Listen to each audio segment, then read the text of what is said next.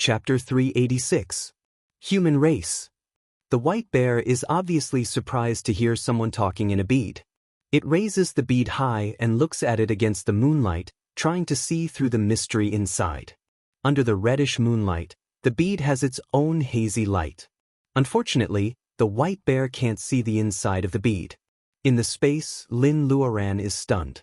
She has seen countless monsters in the past 6 months, but she has never met one that can talk. She really forgets that some monsters can talk even if they haven't transformed into monster cultivators. Just like the old monkey in the secret land of Bermuda, its personal ability is so low. However, it is actually no different from human beings in both doing things and talking. Can this rank 8 white bear speak human language? Lin Luoran seems to have strength in her hands and feet again. No matter when it can communicate, it means it may be possible. She is just a little cultivator of bearing essence. It is impossible for her to defeat the rank 8 monster. However, what if they can communicate? Lin Luoran doesn't know whether the situation will be different. If it squeezes hard again, she will be helpless if the quality of the bead is not up to standard and it really breaks. The white bear looks around, but it doesn't find the mystery of the bead. Its seemingly simple and honest face has a trace of slyness. Human race in the bead, if you don't come out, I will smash this damn bead. After a while, a female voice comes. Lord Bear, is this your name? Oh, it is the same voice as before. It is indeed a human race. Only those humans are so particular and have names. The white bear replies in a muffled voice, come out and talk. The white bear is not used to talking in the space. Lin Luoran also feels it is a waste of Fire Phoenix's ability. Go out and talk? According to the monster's words, it hasn't shouted to kill her yet. Lin Luoran is not sure if this is the monster's disguise. Her personal ability is too low and their strength is not equal. The secret of the bead space is about to be exposed. Lin Luoran really can't stay in the space any longer. Put the bead on the ground first and step back. I will come out soon. Lin Luoran tries to negotiate with the white bear. She feels uneasy. The rank 8 white bear monster seems to be curious about her hiding in the bead. After thinking for a while, it puts the bead under the tree as Lin Luoran asks. It steps back and waits for Lin Luoran to come out with its arms crossed. Lin Luoran is not used to seeing a 2-meter-tall white bear holding its arms like a human. She asks Fire Phoenix to remove the fire mirror, takes a deep breath and leaves the space. In such a short distance, Lin has never thought of running away. The white bear looks clumsy. According to the classification of strength, rank 8 monsters should be above the middle period of gathering vitality. Lin Luoran is just at the early period of bearing essence. In front of the white bear, there is a big realm and several small realms between them. Lin Luoran is not sure that she can escape. Without full confidence, Lin Luoran is used to coping with changes by remaining unchanged. Human girl, you seem to be completely unafraid of your grandpa bear? The white bear stands not far away with its arms crossed. It has been looking at Lin since she showed up. Although it doesn't speak or move, the 2-meter-tall bear still gives Lin a natural sense of power. Lin Luoran doesn't know whether it is because of the difference in realms or the pressure brought by the white bear's body. She also looks at the white bear quietly and then smiles calmly. Of course I am. But I can't beat you. It's useless to be afraid. Lin Luoran likes to talk to smart people because smart people always do things for a purpose. They will not do things in vain and will not do things that are not proportional to their income and effort. Lin Luoran feels it is better to be a smart white bear than other monsters who want to eat her as a snack as soon as she shows up. She has to be alive to have a chance. The white bear shows an expression that people don't know whether it is crying or laughing. Its clumsy body shakes and it has already walked to Lin Luoran. It looks at her like looking at a beautiful toy. Its 2-meter-tall body lowers its head slightly and it says in a muffled voice, Human girl, what can you do? Well, what does it mean? Lin Luoran has thought of many countermeasures, but she really doesn't expect the white bear to ask this question. What can I do? She is stunned. How can she answer this question? Does this rank 8 monster want her to help? Lin Luoran admires her brain circuit very much. What a weird idea. The white bear suddenly pats her. Lin Luoran doesn't have time to react and she faints. Damn, the monster's guarantee is really bullshit. Lin Luoran has a dream. She dreams that she is holding a barbecue in the backyard with her relatives and friends. It seems that Cui Wanlu accidentally burns the kebabs. When she is half awake, she smells burnt meat. Lin Luoran really can't accept her apprentice's talent in cooking. She opens her eyes with dissatisfaction and she actually wakes up. She first sees a very special roof. The beams are made of logs and the tiles are made of broad green leaves. It is very original. But where is the abominable rank 8 monster before she faints? Thinking of this, Lin Luoran suddenly wakes up and sits up. What she sees is a wooden house of 70 or 80 square meters. The ground is covered with flat planks and the place where Lin Luoran lies is covered with the fur of an unknown monster. In addition, there is only a bare house with no other furnishings. The smell of burnt meat comes from the outside. It turns out that she is not dreaming. Lin Luoran rubs her neck, stands up and walks out. This is a stream in the mountain. The white bear has set up a fire outside the wooden house. A deer-like monster is skewered on a wooden stick. It has been roasted into a half-charred state. The rank 8 white bear with the cultivation of nascent soul is now standing around the fire and can't do anything about it. It looks up and sees Lin Luoran coming out. It grabs her wrist fiercely. Do you know how to barbecue, human girl? Lin Luoran has lived for so many years, but she is often called a girl in front of these old monsters who have lived for so many years. Does the white bear catch her for barbecue? Lin Luoran glances at the scorched object above the fire. She feels funny and relaxed. Of course I know how to barbecue, but the ingredient can't be used anymore. The white bear stares at her. The ingredient is easy to deal with. If you run around, other old things may not be as nice as me, Lin Luoran nods. She doesn't intend to challenge the authority of the rank 8 monster. If there is no danger, she certainly doesn't mind making friends with this white bear. The white bear disappears in the dense forest. When it reappears, it is already dawn. Lin Luoran sees it dragging a wolf of wind and a few rabbits of fire hanging on its arm back to the open space in front of the wooden house. Lin Luoran consciously understands her identity at the moment. As the saying goes, if you want to capture a man's heart, you have to capture his stomach. Lin Luoran's good cooking can also be used to save her life at this time. If she wants to survive under the claws of the rank 8 monster, she has to capture its stomach first. Lin Luoran drags the wolf of wind to the stream and cuts its intestines open. Her actions are swift and she is totally like a qualified cook's one-stop service. Ordinary wolf meat is slightly coarser than dog meat. Lin Luoran finds a clean bluestone and loosens all the thick muscle fibers with her hidden strength. Then she stuffs all kinds of spices and orange peel into the stomach of the wolf of wind. The white bear looks very curious. It asks Lin Luoran what kind of spices she uses from time to time. Lin Luoran feels it is difficult to explain to a monster. For example, the reason why she can't put too much fennel. Well, as for how much to put, Lin Luoran always cooks based on her feelings. Does she have to teach a monster about grams? She'd better be bold enough to say that if she wants to eat the barbecue, the white bear can't make any comments. In just a few seconds, Lin Luoran almost can't hold the stick in her hand because of the white bear's stare. This is the invisible coercion of a high realm. Lin Luoran doesn't flinch under the pressure. She fights for the privilege of making barbecue quietly. The fire is blazing. She puts the whole wolf of wind on the fire, carefully brushes honey layer by layer and turns it regularly. In less than half an hour, the wolf meat emits a fragrance. The white bear is impatient but it also doesn't take it seriously. It seems that Lin Luoran's cooking is just so. Lin Luoran doesn't explain and continues to roast the wolf meat. When the whole wolf is golden and oily, Lin Luoran gently cuts open the previously sealed belly. The smell of dozens of spices intertwined with each other makes the white bear more tempted than seeing a pile of Reiki materials.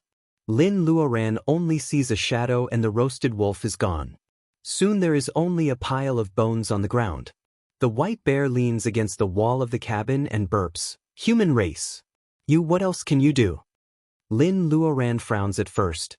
After thinking for a while, she relaxes. If it is something that ordinary people can do, there is no problem at all. But now the question is, what can you give me?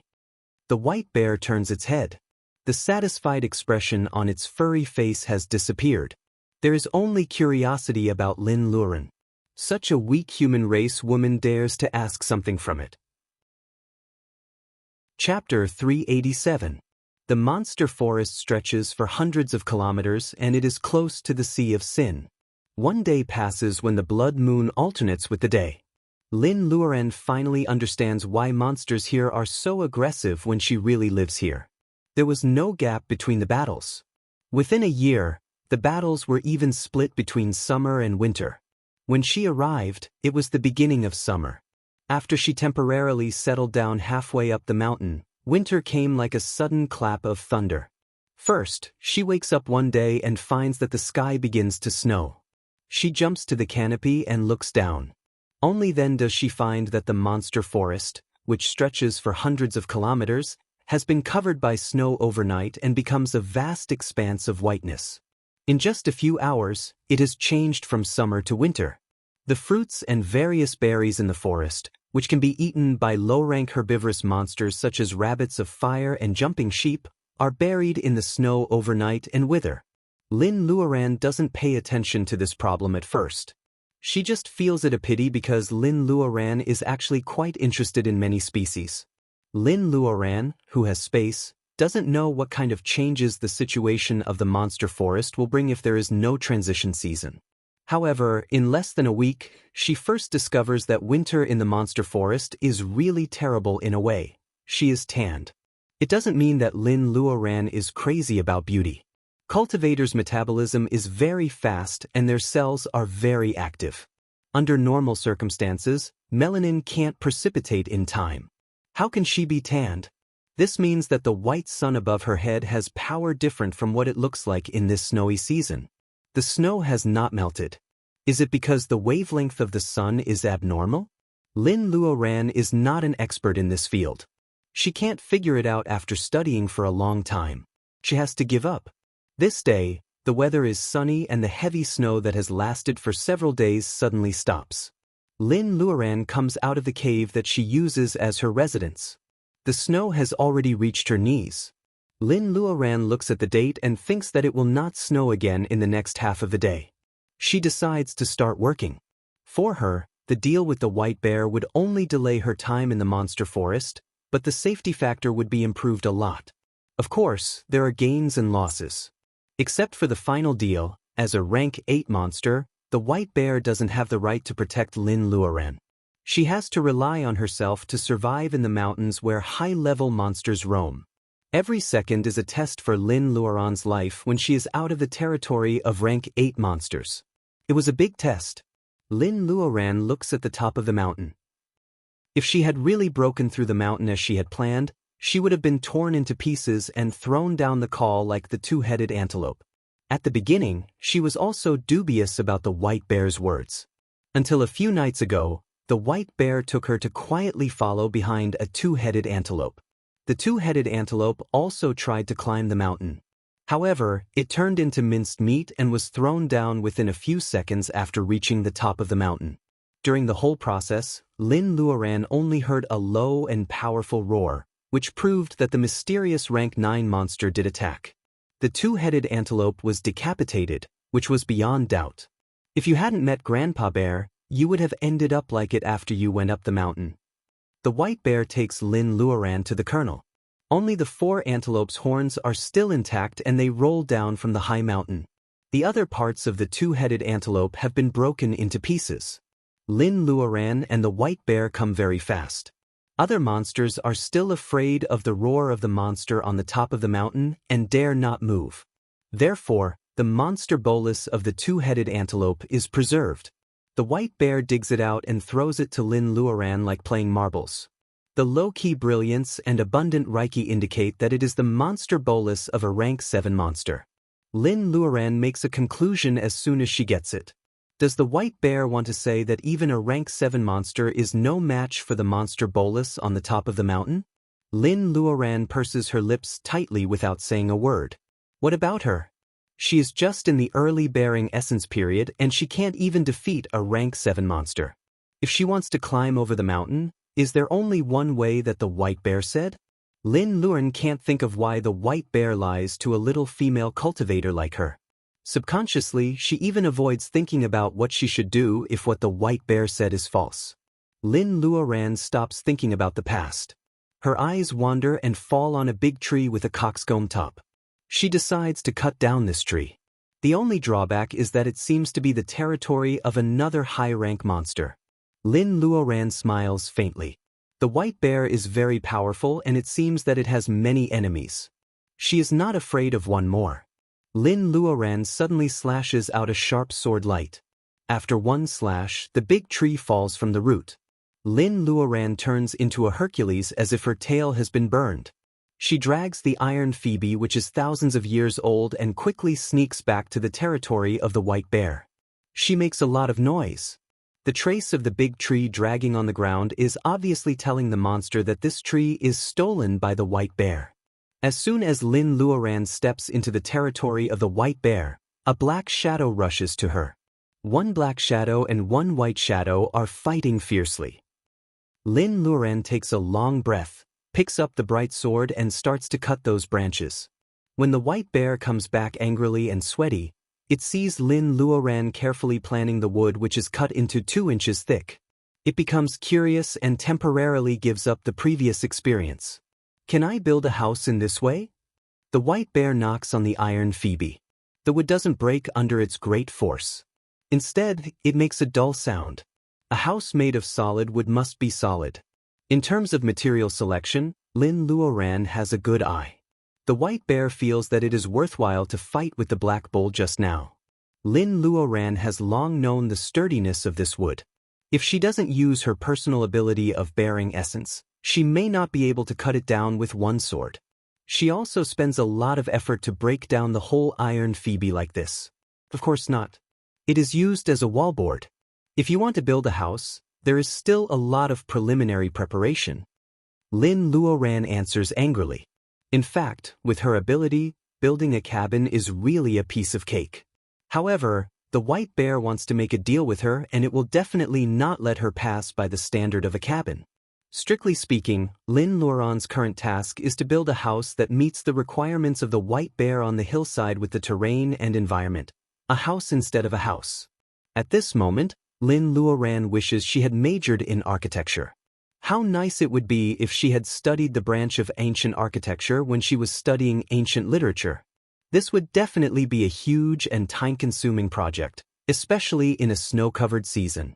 Lin Luoran rubs her hands which are frozen red. She once again finds a depressing place in the monster forest in winter.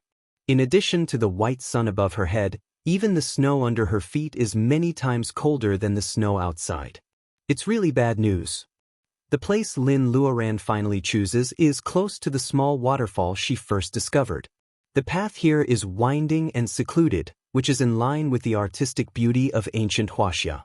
There are mountains and water, and the view is wide. You can overlook the beautiful scenery of the waterfall hitting the stone. For the white bear who is obviously vulgar but pretends to be elegant, it should be very suitable, right? Anyway, Lin Luoran will not admit that leaning against the mountain wall can save her one wall when she builds the house. Lin Luoran clears a large open space near the waterfall and starts to lay the foundation. She originally planned to build the house with strong wood like iron Phoebe, but the white bear is quite demanding. He also asks for heating halfway. Lin Luoran feels that the white bear is very hateful. This is totally a fart. It is true that the winter in the monster forest is extremely cold. However, does a rank 8 monster also need to keep warm? Lin Luoran is a little angry, but she has to change her previous idea. If she wants to keep warm, she can either use the fireplace or the wall. All wood materials are not practical. Should she use a mixture of brick and wood? Lin Luoran accepts her fate. She is not as powerful as the white bear. What else can she do? She has to give in. She changes the design drawing and changes the original intention. Lin Luoran has no experience. With the help of spells and flying swords, it takes her a week to lay the foundation and lay the drainage system. Lin Luoran doesn't have any experience. Chapter 388. It's the first night watch. Today, it's the third night watch. After being covered by snow for a long time, the soil has become a hard frozen soil layer to a large extent. It is impossible to dig with ordinary tools, let alone find sticky soil for making bricks. Lin Luoran walks through the snow-covered mountain forest. Her exposed skin has been tanned into a light honey color. At this moment, she looks like a vigorous female hunter in the forest. She is far from the fairy-like female cultivator. To be more precise, she is a female architect? Lin Luoran curls her lips. She is also a chef and a landscape designer. She jumps gently onto a protruding rock. The surface of the snow-covered rock is a little slippery. Lin Luoran looks at the rock and pushes it aside. She really finds slightly moist soil under the rock. This trick works every time she caught crabs when she was a child. She doesn't expect that it can be applied here, and it is quite easy to understand. There is a stream behind Li's village. The water has almost dried up in winter. Lin Luoran once went there to catch crabs. It looks like a cobblestone with a layer of dry moss. After breaking it open, there is moist soil and bubbles under it. Crabs are hiding in them. Rocks can also store water and resist low temperature. It's the same principle. Lin Luoran takes soil under the rock and starts to make bricks. In ancient times, there was a saying about big tile-roofed houses with blue bricks. To make blue bricks, you don't need to add blue paint. Clay rich in iron should be red bricks after normal baking. To make blue bricks, you need to add coal after firing and seal it in the kiln. After watering, the steam reacts with the high-temperature charcoal in the kiln.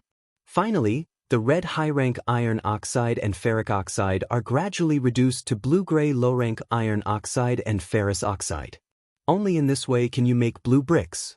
Lin Luoran was neither a science student nor a kiln factory worker. She doesn't know such a simple truth. Fortunately, she is a cultivator in the bearing essence period. Fire whacking is not a problem for her. Besides, the kiln for making bricks is dug near the waterfall. After many experiments, she accidentally succeeds. Is it really a wonderful brick?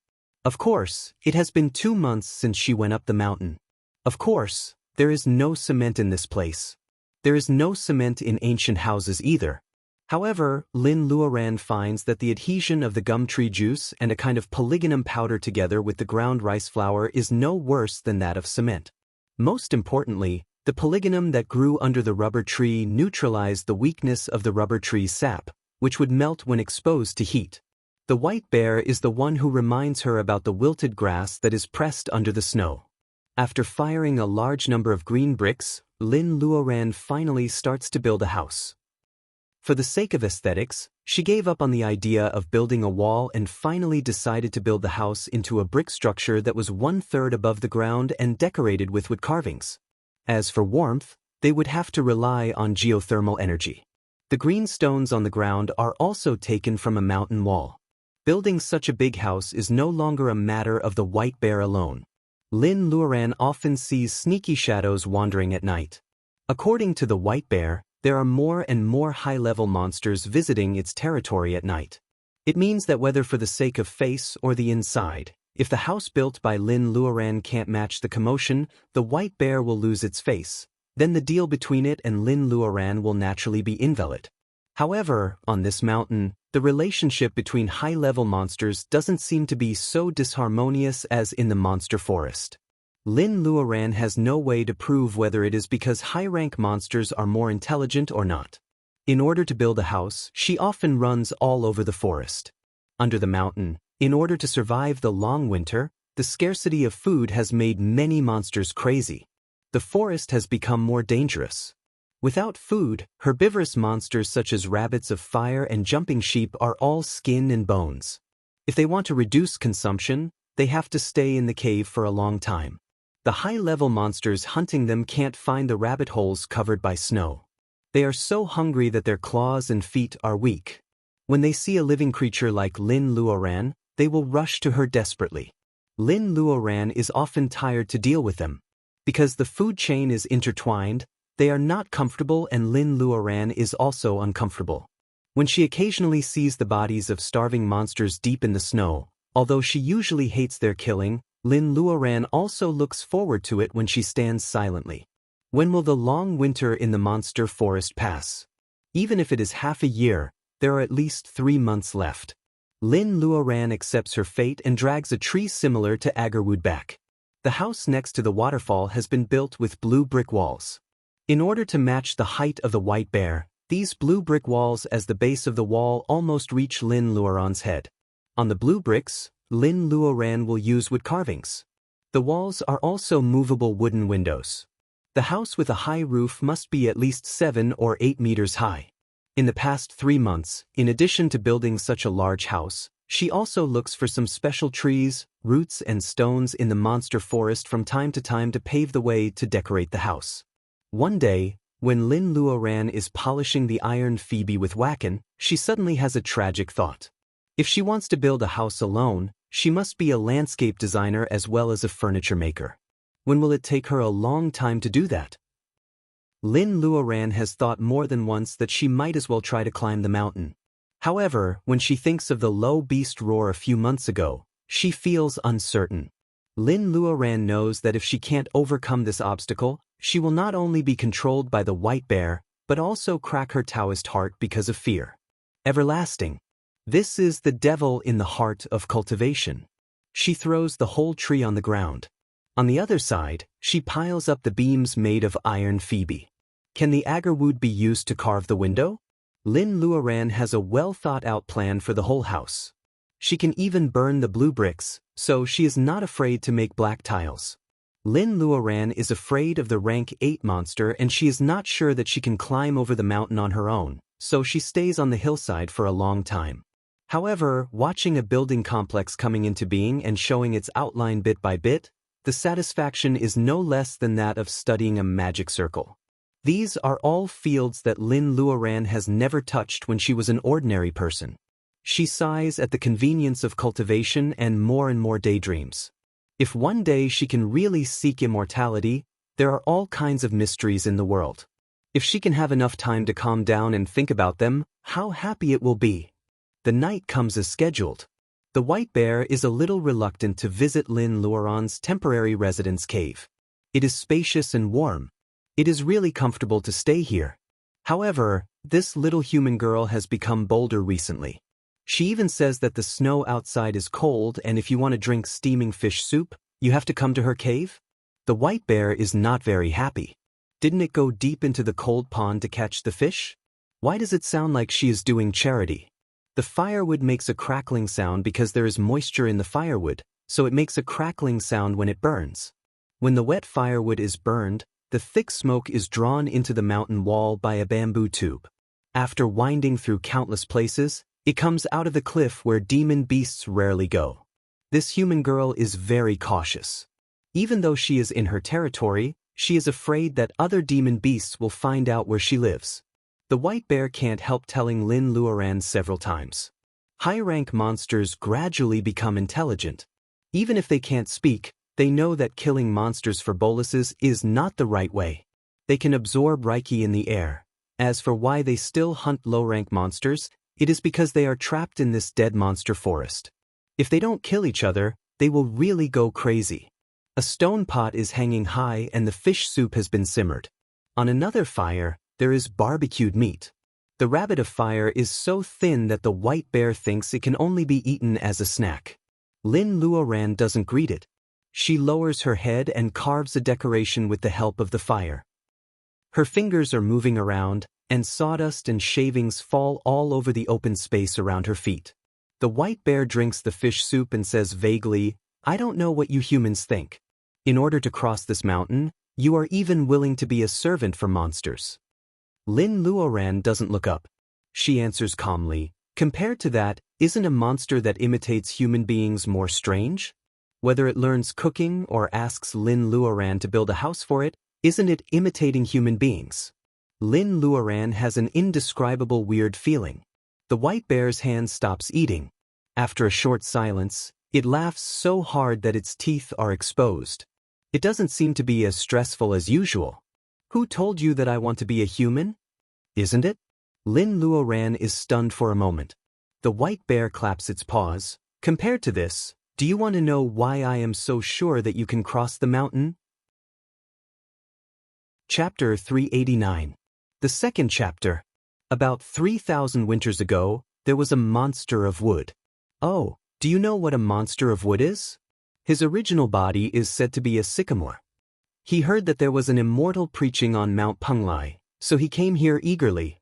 The firelight is reflected on the face of the white bear.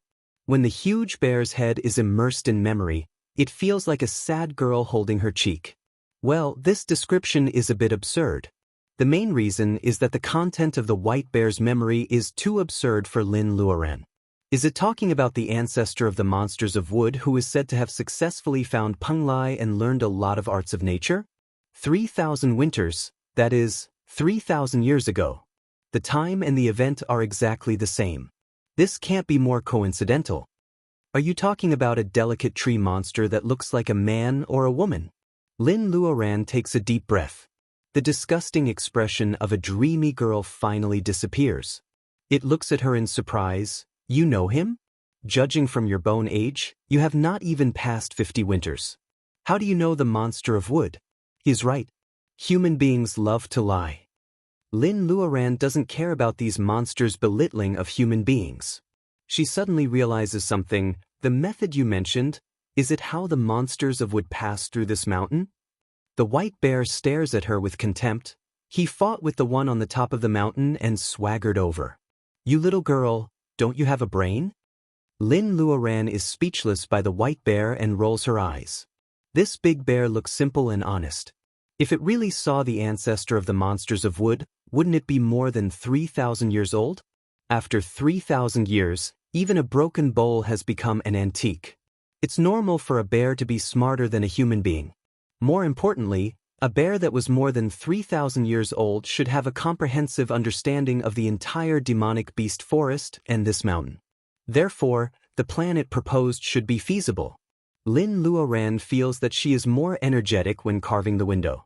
After a long time, when she recalls this period, she realizes how cunning the white bear is. Every time she is about to give up or get bored, it will put some bait to keep her hanging. On the day of the completion of the house, it is snowing heavily. Lin Luoran looks at the result of her hard work for more than 5 months. She can hardly believe that every brick and tile of the building complex covering an area of more than 10 acres was built by her own hands. The waterfall is diverted into the house by Lin Luoran as drinking water. The pipes connected to the bamboo tubes make up for the shortcoming that the old house relies on the well. These thin bamboo tubes are almost as convenient as the tap water in modern society. Because of the accumulated snow, the entire house was wrapped in a layer of silvery white during the winter. However, there was still a man-made stream that flowed through the building complex, and there were fish swimming happily within it. People could soak in the hot spring, play in the water, and catch fish. Under the stream, the white bear took out its savings over the years and laid many monster boluses of rank 6 and 7 fire monsters under the stream. With the nourishment of fire reiki, it built an artificial hot spring resort. Geothermal heating is based on the same principle. Anyway, the white bear is rich. In summer, it can replace the fire monster boluses under the indoor floor with water, and then it will become a cooling air conditioner. It is really luxurious. Each door is at least more than 3 meters high, which is for the convenience of the owner of the house to enter and exit. The furniture is made by Lin Luoran according to the furniture of the Ming and Qing dynasties. Compared with ordinary people's furniture, it is 2 times larger. Painting is a problem. In the end, a layer of transparent resin is painted, which gives the house a sense of elegance and simplicity. It is a pleasant surprise for Lin Luoran, a stylist who has several jobs, to come here. Of course, she can't be satisfied. The white bear, the owner, must approve it. Lin Luoran leads it all the way. Lin Luoran doesn't know if the white bear has really seen a human's house. Although it doesn't comment on Lin Luoran's work, it doesn't discourage her either. It seems that it is satisfied. Walking through the bluestone drainage channel, Lin Luoran is also very satisfied. When the snow melts in summer, the snow on the roof will melt into water. The perfect drainage system will ensure that this building complex will not be swallowed by the waterfall that suddenly becomes larger. The hollowed wall, the root carvings on the corner where there must be ivy climbing in summer, the vase with the painting of 8 immortals crossing the sea, the hexagonal waste stool, and the wire drawing gums. Which one of them is not made by Lin Luoran?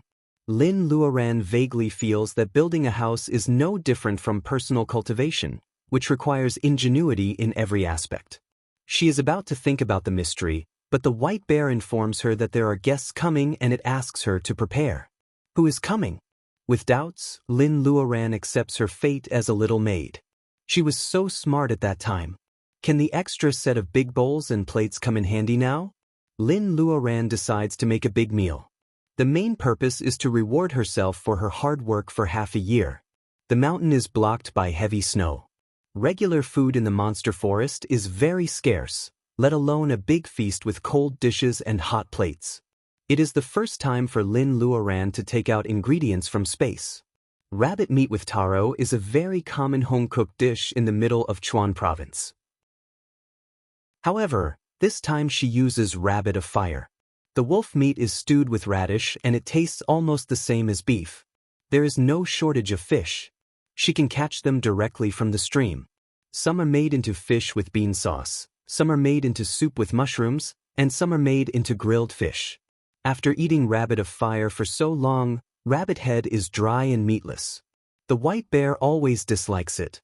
Lin Luoran has been away from home for a long time and she misses the taste of spicy rabbit head very much. She quietly stores a lot of rabbit heads that should have been discarded in space. This time, the white bear and its guests are lucky. Lin Luoran takes out various spices and braises the rabbit head. There is fresh lettuce that has just been pulled from the black soil in space. She shreds it with carrots and cucumbers. It is a refreshing salad. She can make tomato egg soup with the eggs she picked up last time. Lin Luoran is wandering in space. She is afraid that going in and out of space will arouse the white bear's interest in sacred beads. She seldom comes here. The fire phoenix and the other two are so bored that they can't stop talking to her. Lin Luoran is picking water spinach in the vegetable field and the fire phoenix is very chatty. She goes out with a pile of vegetables. The white bear comes to check once on the way. It doesn't care how these colorful vegetables appear. Obviously, it cares more about how these grass can be eaten. It has never had the right to comment on Lin Luoran's cooking. It has to pinch its nose and go out to receive guests. Lin Luoran said that humans should drink tea when they receive guests. This human girl has a lot of tea with light reiki. It has to ask for them to make tea. Lin Luoran throws a few cans of tea to the big white bear. Then she has time and space to cook. About an hour and a half later, all the dishes on the table are ready and she can see the so-called guests. Well, it turns out that there is more than one. There is a squirrel with 3 tails, a black bull that is taller than the white bear, and a python that is higher than the table without a stool. Are these all the white bear's friends? They look at the house and then at herself. Lin Luoran deeply suspects that these monsters are actually here to watch the fun. Seeing 2 slender raccoons come in arm, Lin Luoran knows that there are monsters who have gone to visit other rooms. More than one table? Do they need to add another table? Lin Luoran has dinner with 2 tables of monsters. She soon finds that these friends of the white bear have one thing in common. They can all speak human language, not to mention what rank they are. Not all of them can't even roast meat like the white bear. For example, the raccoon sisters talk elegantly like a pair of ladies. Lin Luoran also contributes the newly brewed fruit wine for this dinner. Not only monsters are happy, but she is also drunk when the dinner is over. She is sleeping soundly on the table. The drunk black bull is tongue-tied. It presses the white bear with its hooves. For the sake of this dinner, let's forget about stealing my iron Phoebe. The white bear rolled its eyes and looked at it with disdain. The raccoon sisters cover their mouths and laugh. This human is very interesting. Let her help us build a house, okay? The white bear shakes its head. She wants to go to the other side of the mountain. The monster forest can't keep her. The raccoon sisters' faces change. If it is easy to go to the other side of the mountain, why do they have to be trapped in this boring forest and suppress their personal ability to rank 8? I heard that that one has a bad temper recently. It is a pity that such a funny human can't come back. The python sighs and swallows a plate of dubon fish.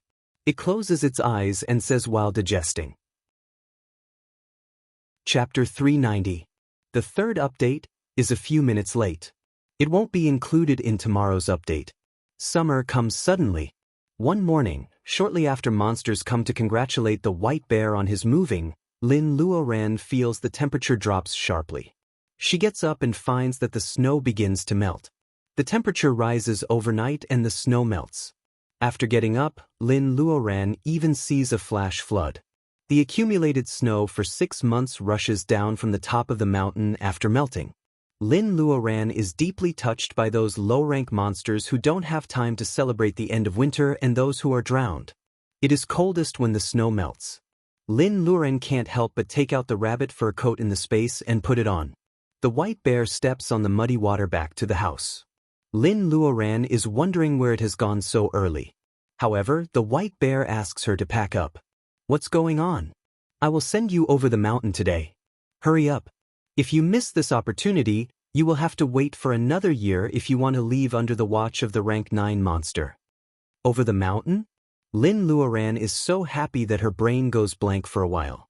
It has been a year since she entered the space node in Bohai Bay. Lin Luoran's heart is not extinguished when she thinks of Mount Penglai. Instead, it becomes hotter. Some people's obsessions are like brewing wine. After time, they will not lose their enthusiasm. Instead, after a long time of sealed fermentation, they will have stronger emotional fluctuations on the day they open the jar. For Lin Luoran, the longer she spends searching for Penglai, the more she wants to find it. She has almost nothing to pack up. She immediately sets off with the white bear. There are puddles of different depths everywhere on the hillside. This is a common scene after the snow melts. Although the road is wet and slippery, the greenery on the mountain still changes the monster forest which has been covered with snow for the whole winter. Towering ancient trees and vines are washed by the snow water and they look particularly bright. Many new grass buds buried deep in the snow also get a glimpse of the sun. Lin Luoran follows the white bear and walks through the forest. Its speed is extremely fast and it is not dragged down by its seemingly cumbersome body. They go higher and higher. When they are about to see the top of the mountain, Lin Luoran thinks she has to face the rank 9 monster. However, the white bear suddenly stops. Let's wait. Wait for what? The white bear doesn't say and Lin Luoran doesn't ask. She doesn't care how the white bear sends her over. Lin Luoran is very happy that it keeps its promise. Of course, deep in her heart, Lin Luoran has also doubted whether the white bear will lead her to death. Such an unscrupulous idea is overturned by the unequal strength of the two. To be frank, with its personal ability, it doesn't need the help of a rank 9 monster to kill her. After waiting for about an hour, the white bear pushes away the weeds and takes Lin Luoran to another road. She followed behind and felt that the terrain was getting higher. However, it seemed that they had really bypassed the 9th rank monster and reached the other side of the mountain. Was this possible? Lin Luoran feels that her heart is pounding. Her face is flushed with excitement, which adds a layer of soft color to her honey-colored skin. Lin and Linde. Titi Lin Lin Lin. Lin Lin Lin's Lin, this is your only chance to flip over the mountain mist. The white bear is very light. Lin Luoran doesn't find that it uses any wacken to help it and it is almost floating on the stone path. As for the hot spring it mentioned, she could already see it after walking for an hour. This place is steaming. Judging from the terrain, it is very close to the top of the mountain. According to the white bear, it is also an extremely risky plan. However, it is much safer than breaking in by force. Lin Luoran squeezes the blue jade in her hand. The mermaid said that this beautiful jade can stop the rank 9 monster for a while. If anything happens, she has to take a risk. Lin Luoran is sharp-eyed and finds that there is indeed a long and narrow path extending to the other side of the misty spring. The white bear didn't lie to her. She is overjoyed and her face relaxes. When she is about to go over, the white bear suddenly becomes alert and stops her. You even missed the yearly appointment for this human girl? Lin Luoran is startled by a female voice behind the mist. Why was there a woman talking here? No, in the monster forest, there are probably only female monsters except her. Lin Luoran doesn't associate this cold but refined female voice with the monster on the top of the mountain. After all, the impression of the mysterious rank 9 monster on Lin Luoran is the dull roar and the broken body of the two-headed sheep a few months ago. The white bear stands still as if it is facing a formidable enemy. The female voice is angry and resentful. You know that I am sober only on this day of the year. Why do you treat me like an enemy? The white bear's voice is a little bitter. Do you know that you killed the two-headed sheep that we took care of for a while when you lost your mind this year? The female voice pauses. She seems to be frightened by what the white bear said. I don't know, not knowing is more sad than forgetting. Forgetting meant that he remembered something. Not knowing meant that he was clueless about everything that had happened. Lin Luoran looks serious. Hearing such a dialogue, she has realized that it is the rank 9 monster on the top of the mountain who is hiding behind the thick white mist. She is hesitant. She feels uneasy because she has peeped into the secret of the rank 9 monster and the white bear. If you know too much, you won't live long. Not to mention that she has found it out. It can be called a gorgeous adultery. She looks at the white bear beside her. Are they two monsters who fall in love for one day a year? She feels weird. Let her go. The white bear is silent for a long time and then it says, Lin Luoran's heart is in her throat immediately. There is silence behind the white mist for a long time. It seems to be a cautious trial. Lin Luoran's heart is not at ease. It feels like hundreds of millions of years have passed. Some desolate laughter comes from behind the white mist, which makes Lin Luoran have a bad feeling. In the past, you said you didn't want to be trapped in this monster forest for a lifetime. You couldn't cross the Sea of Sin, but you still wanted to see the scenery on the other side of the mountain. So I challenged the irrational rank 9 monster for you. It died, but it became a relief. Who knows, according to the rules here, I will replace it as the defense line of this mountain. We can't get out. We can't get out of the forest for the rest of our lives. There's only one day of clarity in a year when the snow melts. If you don't muddle-headedly become a killer, you'll die. This forest is basically a hunting ground for those shameless immortals to rear demon beasts. Since we can't get out, why should I let this human pass? The female voice seems to want to talk about the grievances of so many years. The white bear is ashamed and speechless, but Lin Luoran can't bear it. Was this vast forest really a hunting ground delineated by the immortals on Mount Penglai, as the rank 9 monster beast said? Therefore, at the highest point of the mountain, no matter who the successor is, there will always be a rank 9 monster as the defense line unwillingly. Therefore, the other side of the forest is the dark sea of sin. So, there is such a weird season in the forest. Summer and winter are equal, and no one can see through each other. The harsh living environment not only prevents the captive demon beasts from losing their wild nature, but also effectively controls the overflow of demon beasts. If the Penglai immortals who did all this really wanted to hunt, would a monster that had developed intelligence and could speak the human language be considered as prey for them because they were bored? An impulse surges in Lin Luoran's heart. Please let me go. Let me ask on behalf of the so-called true immortals. Do they still respect the Tao of nature? She takes a step forward. The thick white mist wets her temples. Under her honey-colored skin, her eyes are particularly firm. The white bear dislikes Lin Luoran for talking too much, but it can't deny it. At this moment, the stubborn human in front of it is like the one who dares to challenge the rank 9 monster for its sake before she becomes its successor.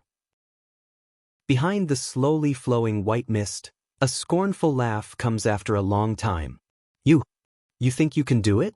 A rank 9 monster comparable to a divinization cultivator is qualified to question Lin Luoran.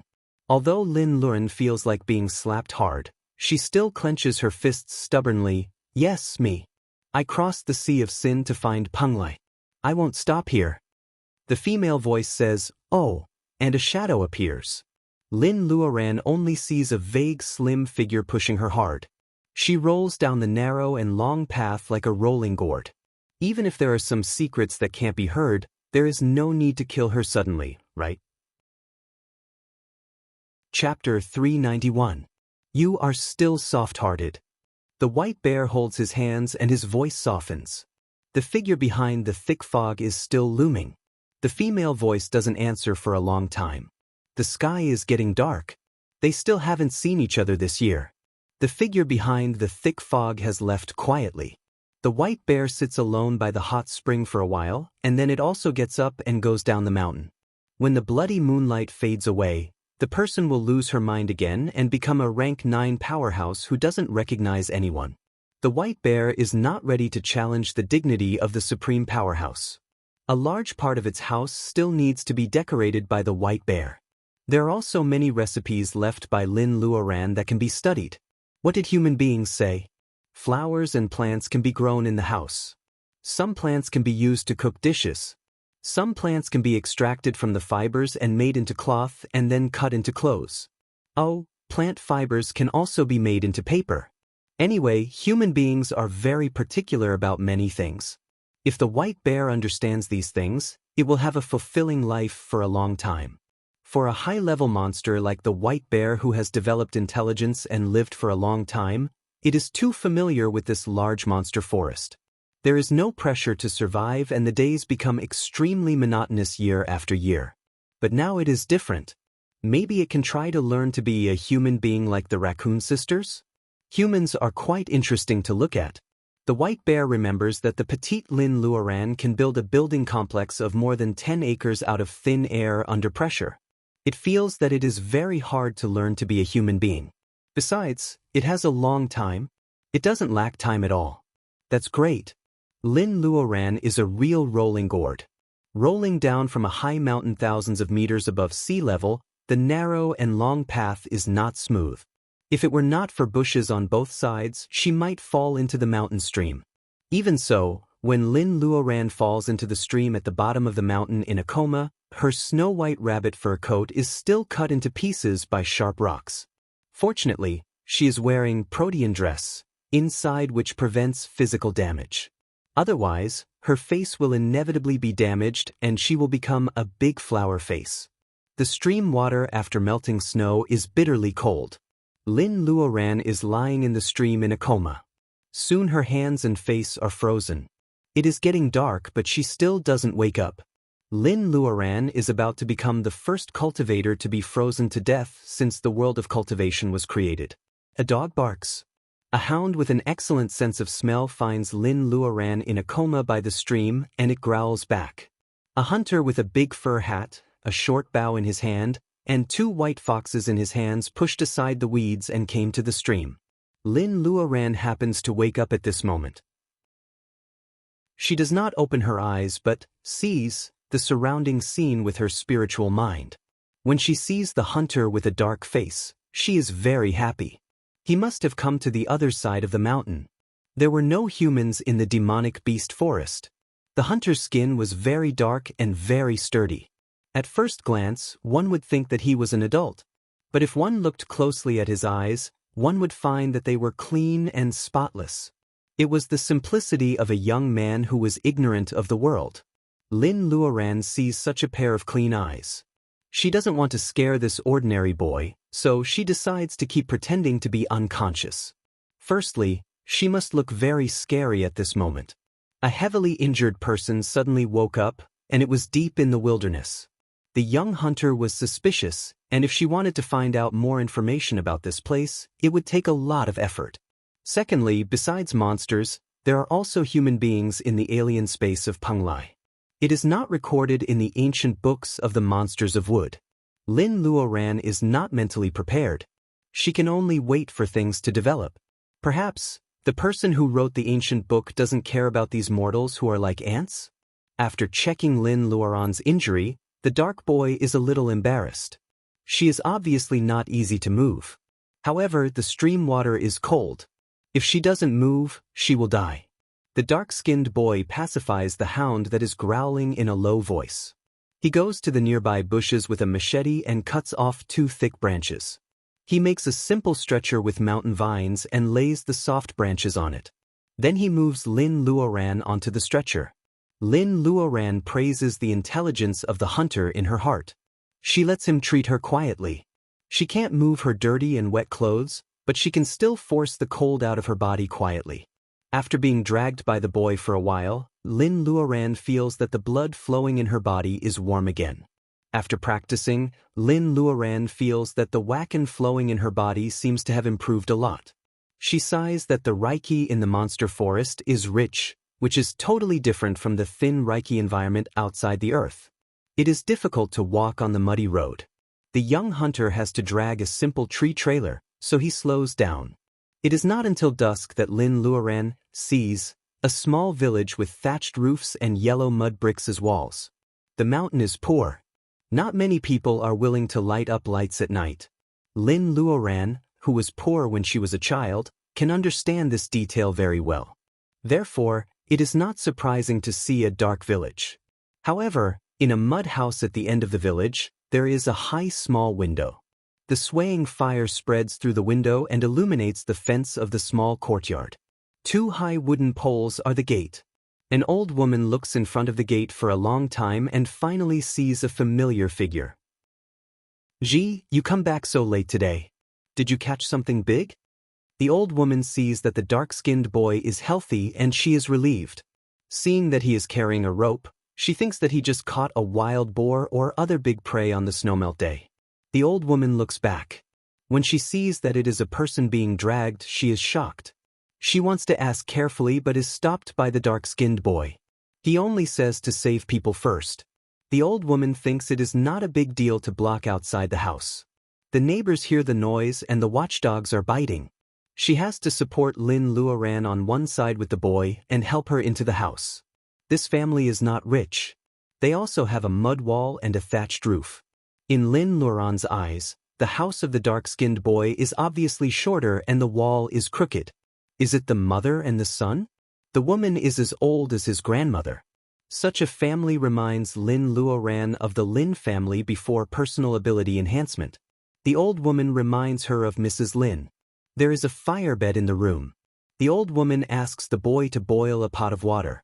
She takes off Lin Luoran's wet coat and touches the protean dress she is wearing inside. She says to herself, "Fortunately, it is not wet. It is a pity that the good fur coat is ruined." After cleaning Lin Luoran, she puts her on the fire bed and covers her with a quilt. The old woman comes out with the broken rabbit coat. The dark-skinned boy is eating under the stove with the help of the remaining fire in the stove. Because he has not returned home for a long time, the cabbage in the pot has been rotten. The boy doesn't care much and he keeps eating. "Aji, where did you save this girl?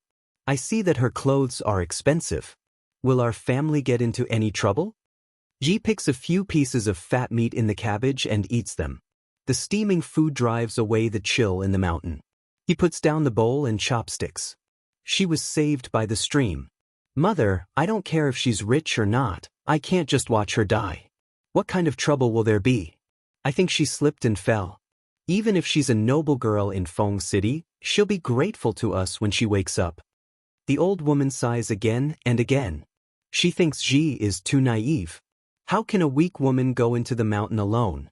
She is afraid that her family will get into trouble. Lin Luoran opens her eyes in the room. She clearly hears the conversation between the old woman and the boy. Judging from their conversation and clothes, they are all like the folk customs of ancient Huaxia.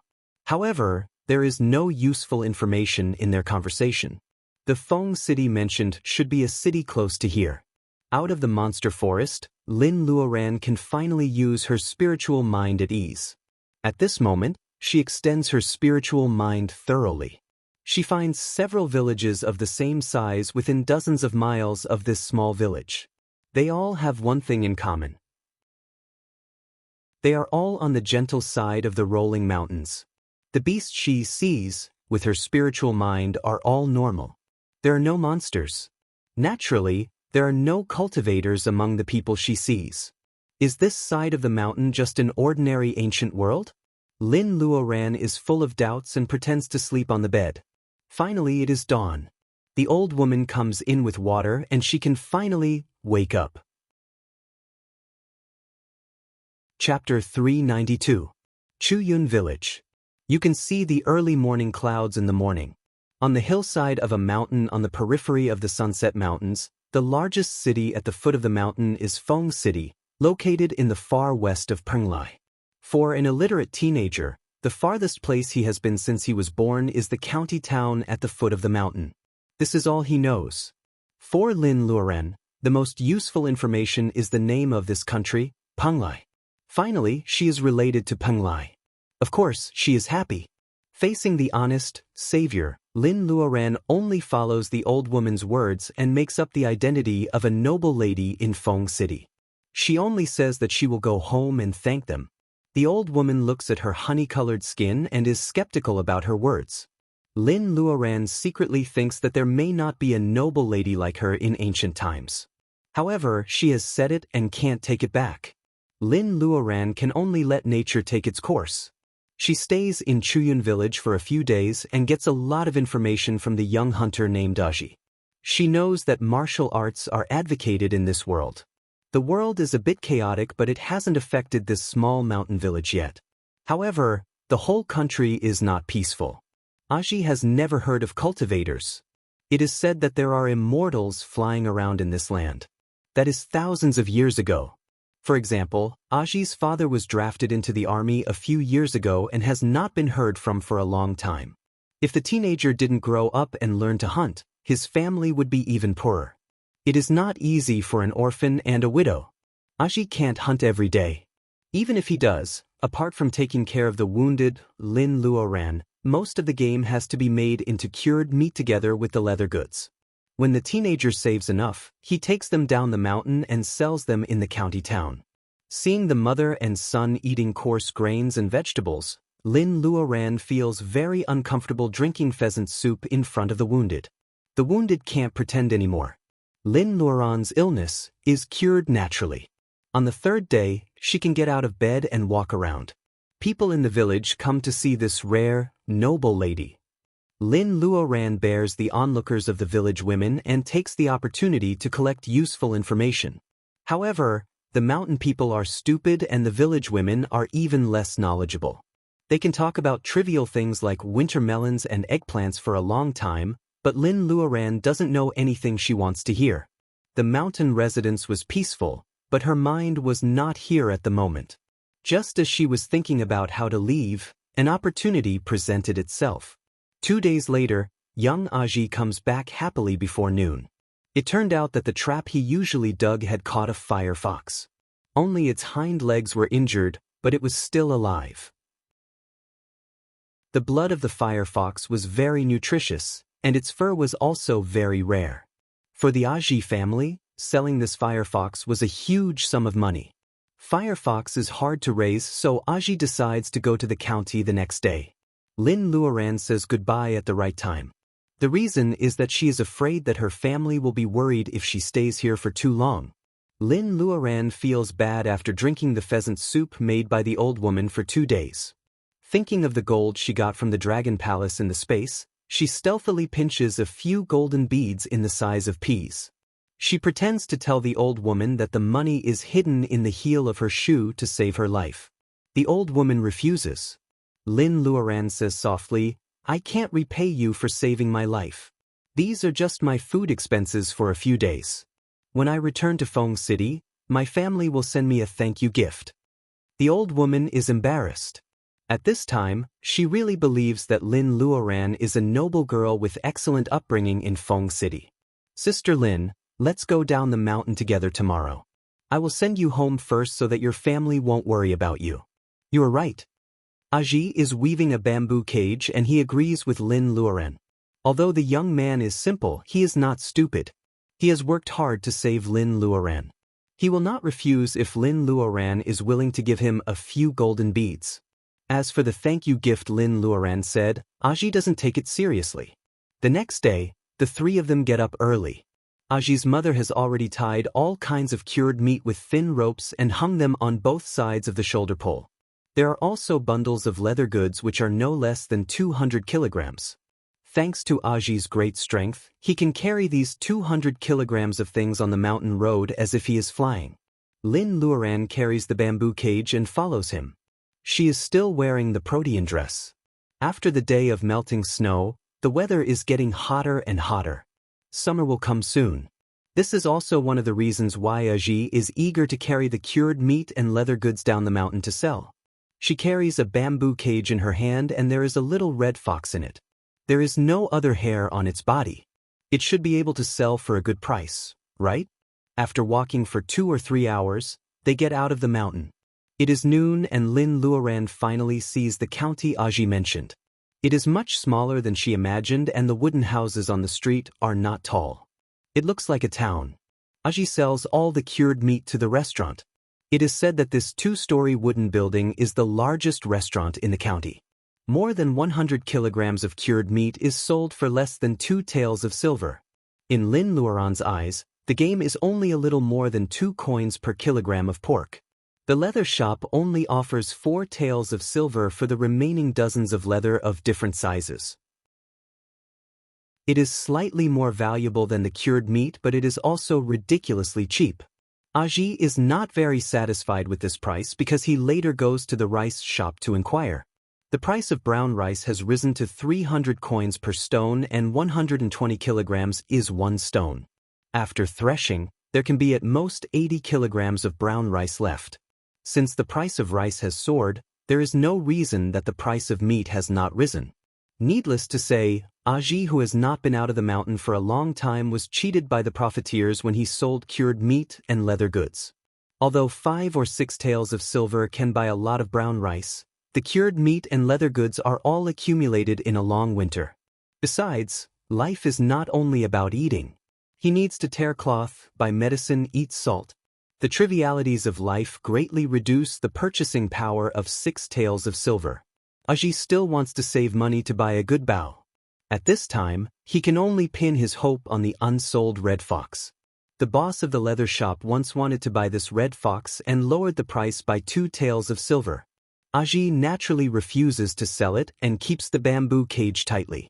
After ordering 2 stones of brown rice in the rice shop, Aji waits for someone to buy this red fox on the street. The teenager does not do things well and he forgets to send Lin Luoran home. Lin Luoran follows him silently all the way. In fact, her spiritual mind is scattered around to receive useful news from all directions of the small county. From the words of 2 peddlers in the restaurant, she knows the reason why prices are soaring. 2 months ago, Ing attacked the northern part of Penglai. Penglai, which is in serious civil strife, is in a dilemma of internal and external troubles. The news of the outbreak of the war spreads to this small county in the far west. People are in a panic and it is common for prices to soar. The peddlers talk about the difficulties of the current situation and Lin Luoran's mind has been elsewhere. There are 3 spirit mountains overseas named Penglai, Yingzhou and Fangzhong. She had already heard 2 related names. Only mortals who have gone through many tests can climb the spirit mountains. Lin Luoran thinks of the summary in The Classics of the Monsters of Wood and feels that she is cheated. She is not afraid of tests. She is just worried about what the tests are. Hey, this little fox is so beautiful. Black guy, are you willing to sell it? A beautiful girl in a red dress rides on a horse and looks down. However, her tone is too rude. She calls Aji black guy, which makes Lin Luoran dislike it. Aji is about to answer when the end of the street has been noisy. The girl in the red dress says that it is so troublesome. She flicks a few golden beans into Aji's hand and throws the whip to the bamboo cage. Isn't this a forced purchase? Lin Luoran frowns and gently puts her hand on the bamboo cage containing the red fox. Chapter 393. The girl in the red dress obviously knows some martial arts. Otherwise, the hidden force on the whip won't be so strong. Lin Luoran is very conceited. She sees the little fire fox in the bamboo cage is not eye-catching from a distance, so she condescendingly comes to Aji's stall. Of course, she won't pay attention to irrelevant people. At this moment, Lin Luoran puts a hand on the bamboo cage to stop her from taking the fire fox and leaving. The girl in the red dress finally looks at her. Lin Luoran is more than 1.7 meters tall. She is not short among Asian women, let alone in this ancient place. The girl in the red dress sees at a glance that the girl is wearing a shiny round bead on her wrist. It is very valuable. The style of the white dress she wears is very simple, but the material seems to be a new kind that she has never seen before. Her skin is not fair, so the beauty of her facial features is mostly covered. Her eyes are so bright that they seem to be able to see through people's hearts. The girl in the red dress feels guilty for no reason. You are so strange. I have paid the money, but you still don't let me take the goods? The girl in the red dress is very annoyed that the girl in the red dress bullies her just because her martial arts are better than her. The noise at the end of the street gradually becomes louder. A gray-haired old man runs here with his servants. The girl in the red dress immediately changes her face. Lin Luoran knows that she wants to avoid the people at the end of the street, but it has nothing to do with her. Is this enough to buy the little firefox? Lin Luoran turns to ask the honest Aji. Aji finally realizes it. He shakes the golden beans in his hand and shakes his head. Other hunters in the village have caught them. A firefox can be sold for at least 10 taels of silver. The exchange rate of gold and silver is 1 tael of gold for 10 taels of silver. These golden beans are obviously used by the girl in the red dress to reward people. They are less than 1 tael of gold in total. Aji feels that the price is not right, so he disagrees. After getting along with him for a few days, Lin Luoran has a general idea of the boy's character. His EQ is not very high, but his IQ is not low either. He believes that hardships can only be rewarded. Since he said that the firefox was sold for 10 taels of silver, it must be 10 taels of silver. In fact, he is somewhat simple and honest. The purchasing power of 10 taels of silver has been seriously reduced due to the soaring prices. His firefox should also be sold at a higher price. Lin Luoran raises her eyebrows. Did you hear that? The girl in the red dress is furious. She thinks they are blackmailing her, so she whips Lin Luoran hard. She didn't want to lower herself to the same level as this domineering girl, but as her cultivation increased, it was rare to see someone so arrogant in front of her. Cultivators are also human beings. Lin Luoran is a little angry. Instead of dodging, she grabs the whip. She exerted a bit of strength, and the girl in the red dress cried out in alarm and fell from the back of the horse. Lin Luoran just wants to teach her a little lesson. The old man at the end of the street sees it and thinks that Lin is going to punish the girl in the red dress. He shouts, "My family's young miss is still young and insensible. If she has offended you, I hope that you will forgive me. This old man thanks you for your magnanimity." He was drenched in sweat before he managed to squeeze into the crowd of onlookers. Lin Luoran snorts and loosens her grip. The girl in the red dress falls to the ground. The old man and a large group of people who came after him clustered around her. They did not even ride their horses and left the street without looking back. "Hey, your golden bean." The golden bean in Aji's hand seems to become hot. He grabs a servant and stuffs it into his hand. When this group of people leaves, the onlookers start to talk about it. The girl in the red dress just now is surnamed Mu. Her family owns a caravan. They travel between Penglai and Ing all year round. They are very rich. It is said that black-faced Aji and Lin Luoran offended the Mu family and they are doomed to suffer.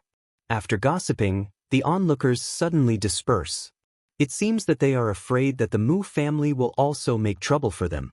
Lin Luoran is not very comfortable to hear this. She can leave easily, but she has offended a rich businessman. It is really a big deal for Aji's family. Aji seems to be really stupid. He doesn't realize that he has offended a rich family at all. He is just worried that no one will buy the firefox after this. Lin Luoran thinks for a while and asks him to wait in the noodle shop nearby. She is going to see if she can contact her family. Aji nods. This is originally a subordinate county of Feng City. If Lin Luoran's family has some power in Feng City, they may open a shop in the county. Lin Luoran says goodbye to Aji. She obviously needs some money in the secular world at this moment.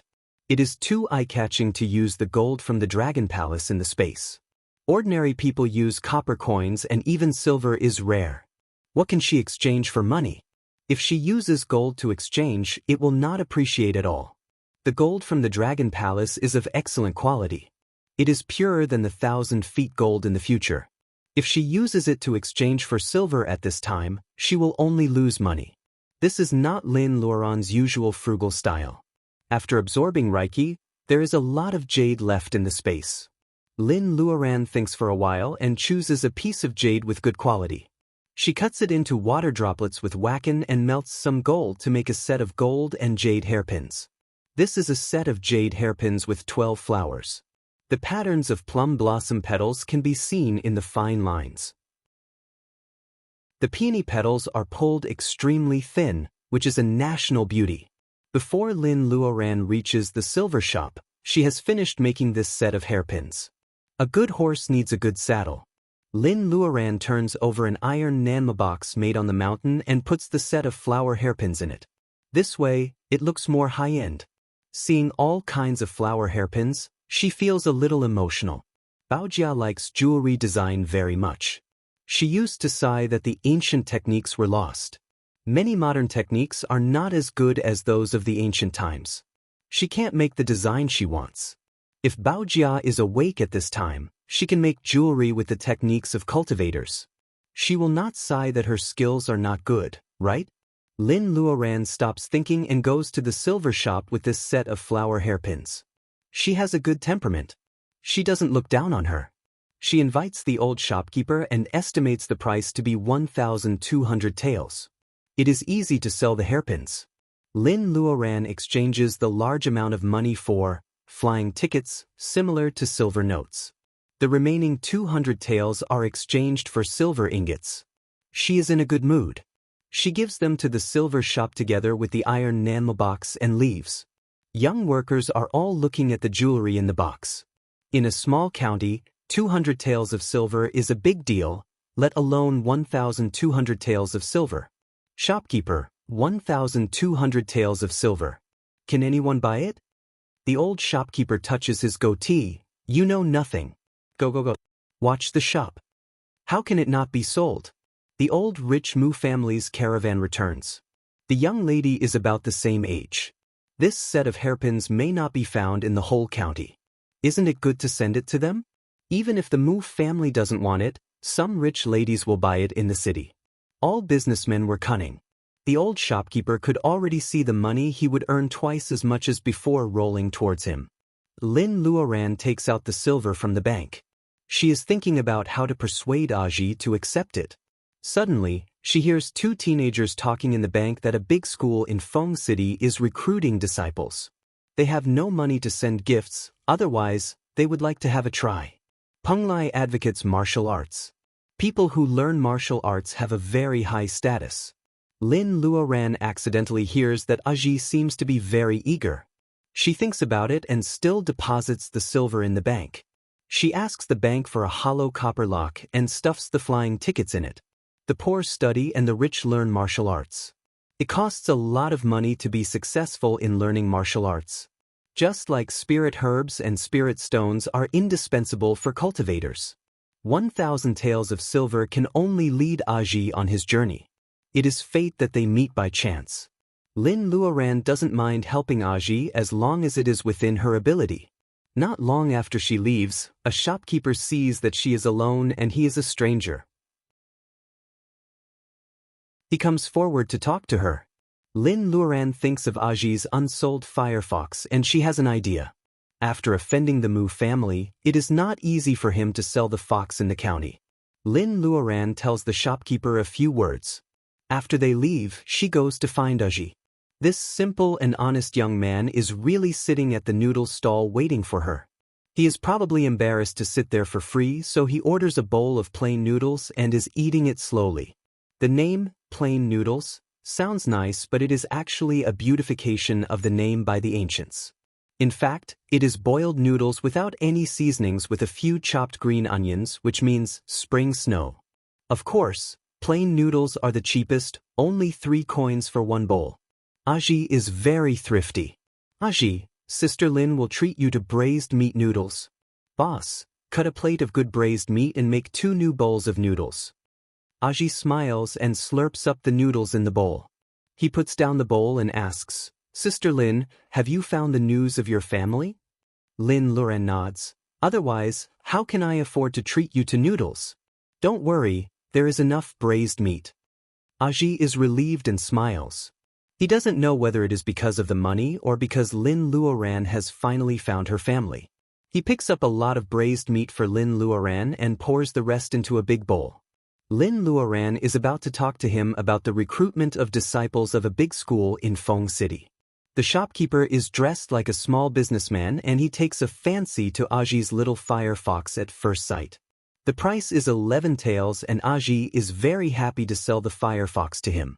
Including the money from selling cured meat and leather goods, he has more than a dozen taels. It is the first time for the young man to see so much cash in the same day and he is very happy. All good things must come to an end. Lin Luoran still needs to find Penglai. Before she can say goodbye, Aji suddenly says considerately that it is getting late and he has to send Lin Luoran back to her family first. Where can she find her family? If she had known that he is such a sincere person, she would have asked the shopkeeper to pretend to be her family. Aren't you going to buy a bao? I'm not in a hurry. I will accompany you to buy a bao first. People are coming and going on the street. It is better to talk in a quiet place. Lin Luoran pays for the noodles and is about to take Aji to the weapon shop. A group of people is coming from the street. Lin Luoran smiles gently when she sees the white-haired old man is among them. The Mu family is a little slow and she has to wait here for a long time. If she doesn't solve the problem, she will hurt Aji's family by fighting for the firefox. Miss, I am the shopkeeper of the Mu family. Miss Mu offended me just now. Please don't blame her. My master is busy, so he asked me to send you a gift. Please accept it. Lin Luoran glances at the small wooden box held by the shopkeeper and finds that it is full of small silver ingots. Chapter 394. Of course, the Mu family is not stupid. After being slapped on the left cheek, they still offer the right cheek to Lin Luoran with enthusiasm. After a short conversation, they explain their purpose. First, the steward of the Mu family asks Lin Luoran if she is free recently. He wants to hire her as the captain of the guards to escort the caravan to Ying. It turns out that they mistake Lin Luoran as a female warrior. People here are open-minded. There is no bad habit of binding women's feet, and there is no restriction that women can't show up in front of people other than their relatives. Therefore, the young lady of the Mu family can ride a horse in the market. In conclusion, the status of women in Penglai is not too low. Some women even travel north and south to do business. Lin Luoran's skin color is like that of a vagrant in the wind and rain. Combined with her skills, it is not surprising that people mistake her as a female warrior. This continent is not recorded in the ancient book of Monsters of Wood. Lin Luoran doesn't know what to do next at this time. She wants to refuse to be the captain of the guards. However, when she thinks that in such an era where information is blocked, these caravans are the most well-informed people, she starts to think. She has to look at this continent carefully to find clues. Lin Luoran makes a decision and says that she needs to think about it. She sends the Mu family away and deals with Aji's affairs first. She doesn't take the small box held by the steward of the Mu family. She asks all the way to the best inn in the county. Coincidentally, it is the property of the Mu family. Lin Luoran doesn't care about it. She gets a good room and tells Aji about it. In front of the Mu family, she can't say that she is a noble lady of Feng City. That will block her way out. However, she has to explain it to Aji. As you can see, I am not a noble lady of Feng City. I was injured on the mountain because I was chased by my enemies. I was afraid that I would scare you, so I lied. Aji, will you blame me? Aji is obviously a little restrained in this good room. He doesn't know where to put his hands and feet. He thinks for a while and his eyes are still clear. Sister, is your surname really Lin? Lin Luoran nods. Aji seems to be relieved. He is probably afraid that Lin Luoran even lied to him about her name. Seeing that he doesn't care about it, Lin Luoran tells him the news she heard in the bank. Aji is overjoyed. He is obviously eager to have a try when he hears that a big school in Feng City will accept apprentices. However, when he thinks of his family situation, he flinches. How can mother live alone at home? I'll continue to hunt. I still have to buy a good bao later.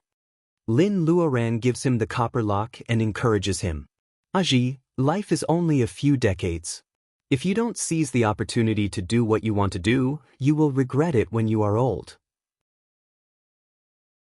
Hidden in the copper lock was a flying ticket worth 1,000 taels. It could be cashed in at the county's money house at any time. Consider it a thank you gift for saving me. Now I'm giving it to you. The choice is also in your hands. You can take the flying ticket and go back to the mountain to be a small landlord. You can marry a beautiful wife. 1,000 taels of silver is not a lot, but it's enough for you to live to an old age in this chaotic world. You can also choose to take the flying ticket and buy some gifts. You can go to Feng City to learn martial arts and build a career. Aji's hand, which is about to reach back, shrinks. 1,000 taels, he has never dreamed of so much money. Sister Lin, I can't take it. The teenager stutters a little. Lin Luoran smiles and puts it in his hand. Take it? For a mountain village, 1,000 taels of silver is a lot. For me, my life is more valuable than this. You just saw it. The Mu family asked me to escort a caravan to Ing.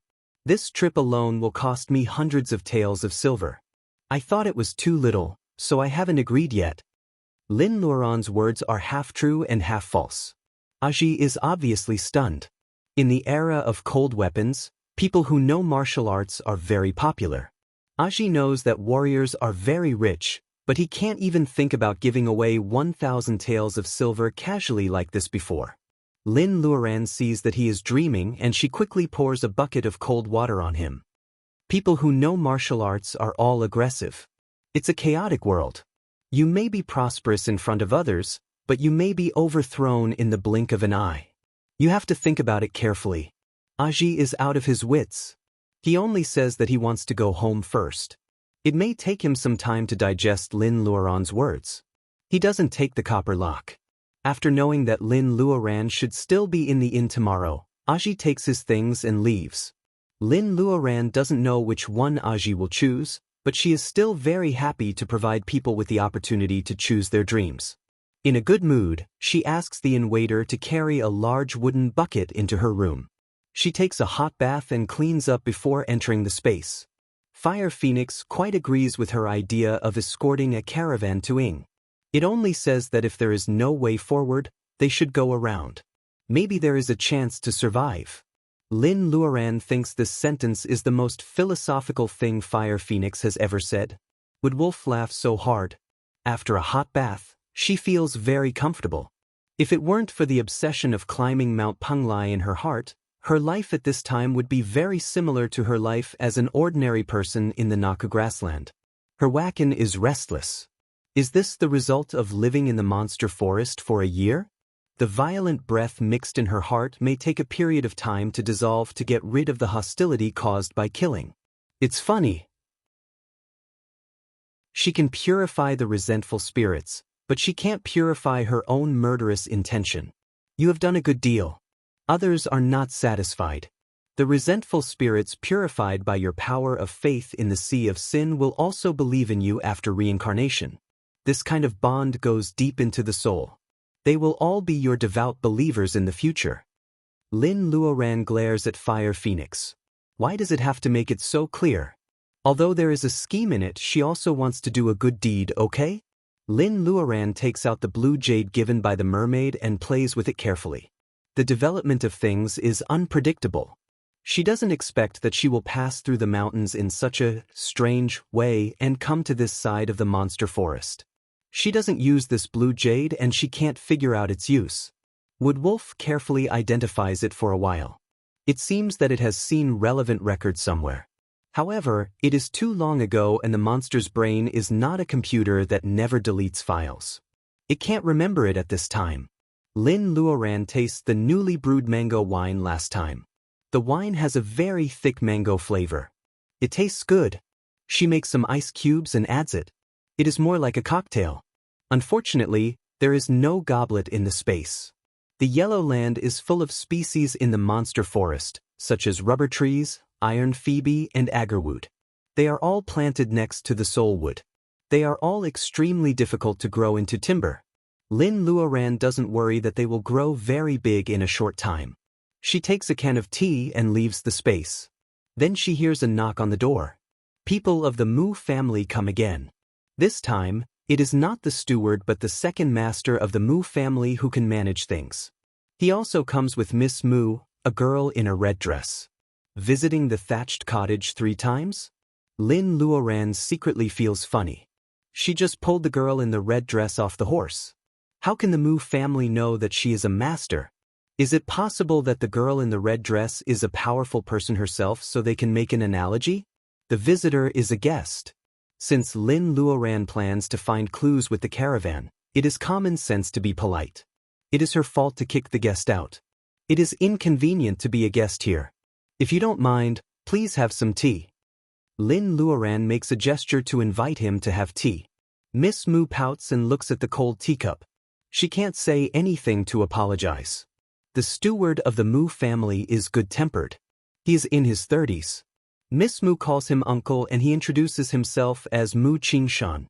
Mu Qingshan smiles like the legendary smiling tiger. No matter if Lin Luoran's attitude is cold or hot, he can always answer her. You don't hit a smiling person. His character is really suitable for businessmen. Seeing that Lin Luoran invites him to have tea, he doesn't hesitate. He picks up the teacup and asks, "Miss, the water in this pot has long been cold." Qingshan can ask the waiter to bring up another pot of boiling water, okay? Lin Luoran doesn't know that her temperament has changed a lot after fighting with monsters.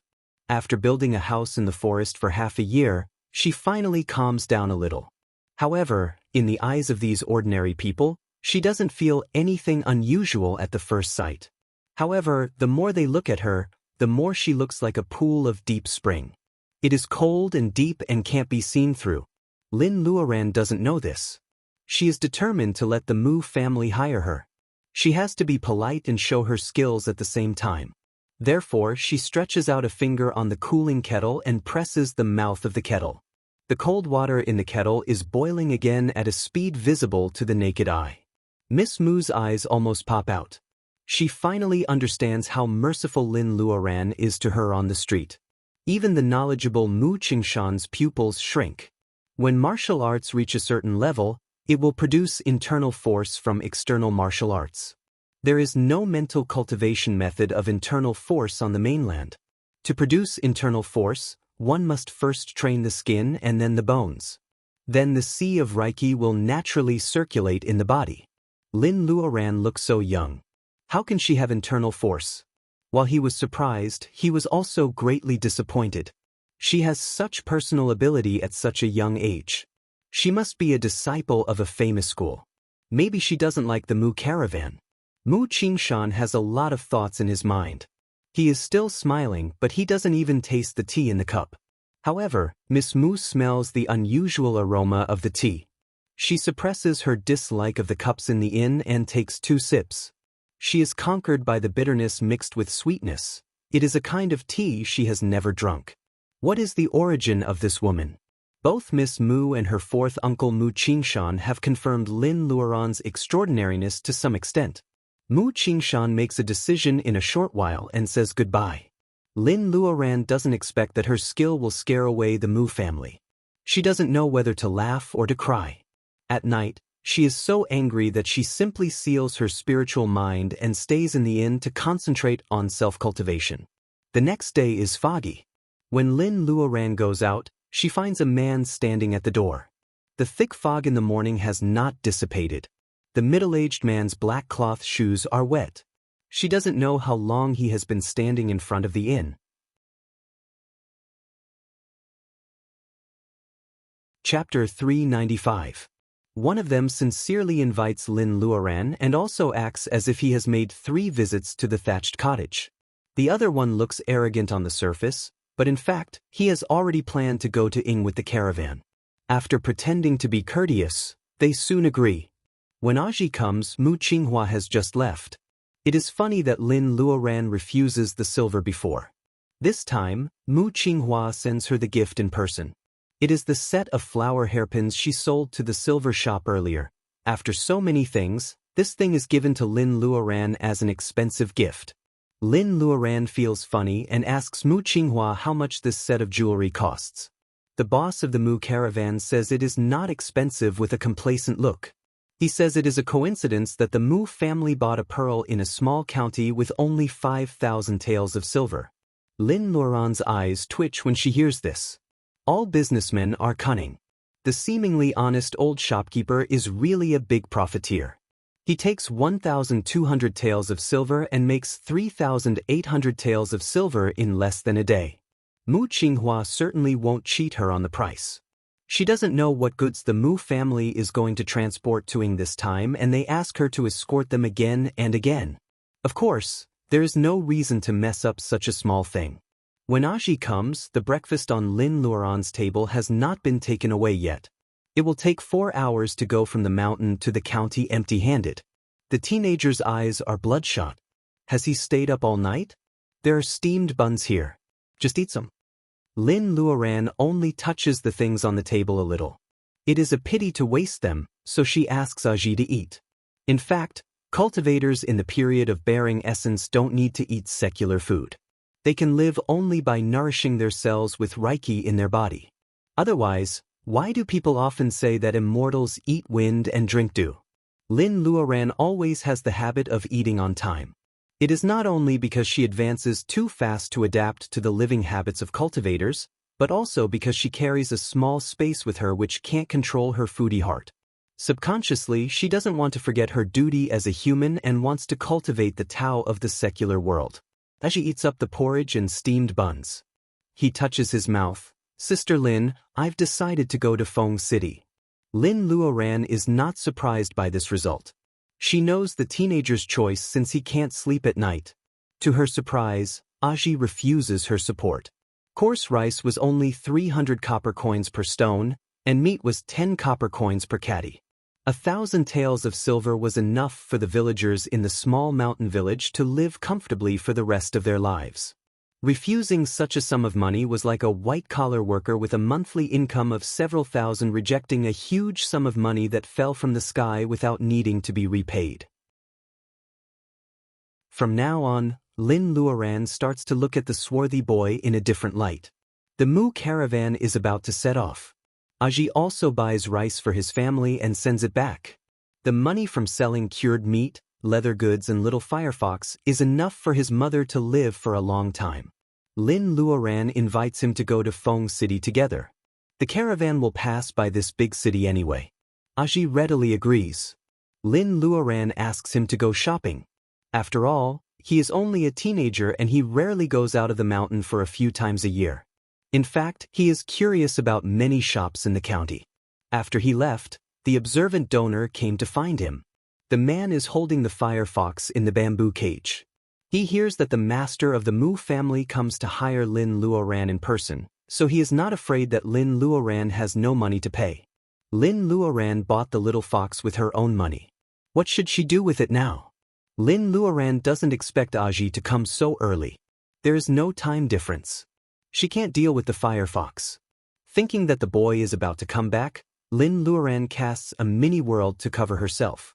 She runs back and forth in less than 10 minutes. She simply releases the little firefox. In the afternoon, someone from the Mu family comes to invite her. Lin Luoran feels strange. Why do they choose this time to set off? The time is not right. Does it mean that they will have to rest in the wilderness? She takes Aji to the Mu family. The old house of the Mu family in the county is very big. The caravan has been lined up on the street. There are dozens of big cars. It seems that the Mu caravan is really big.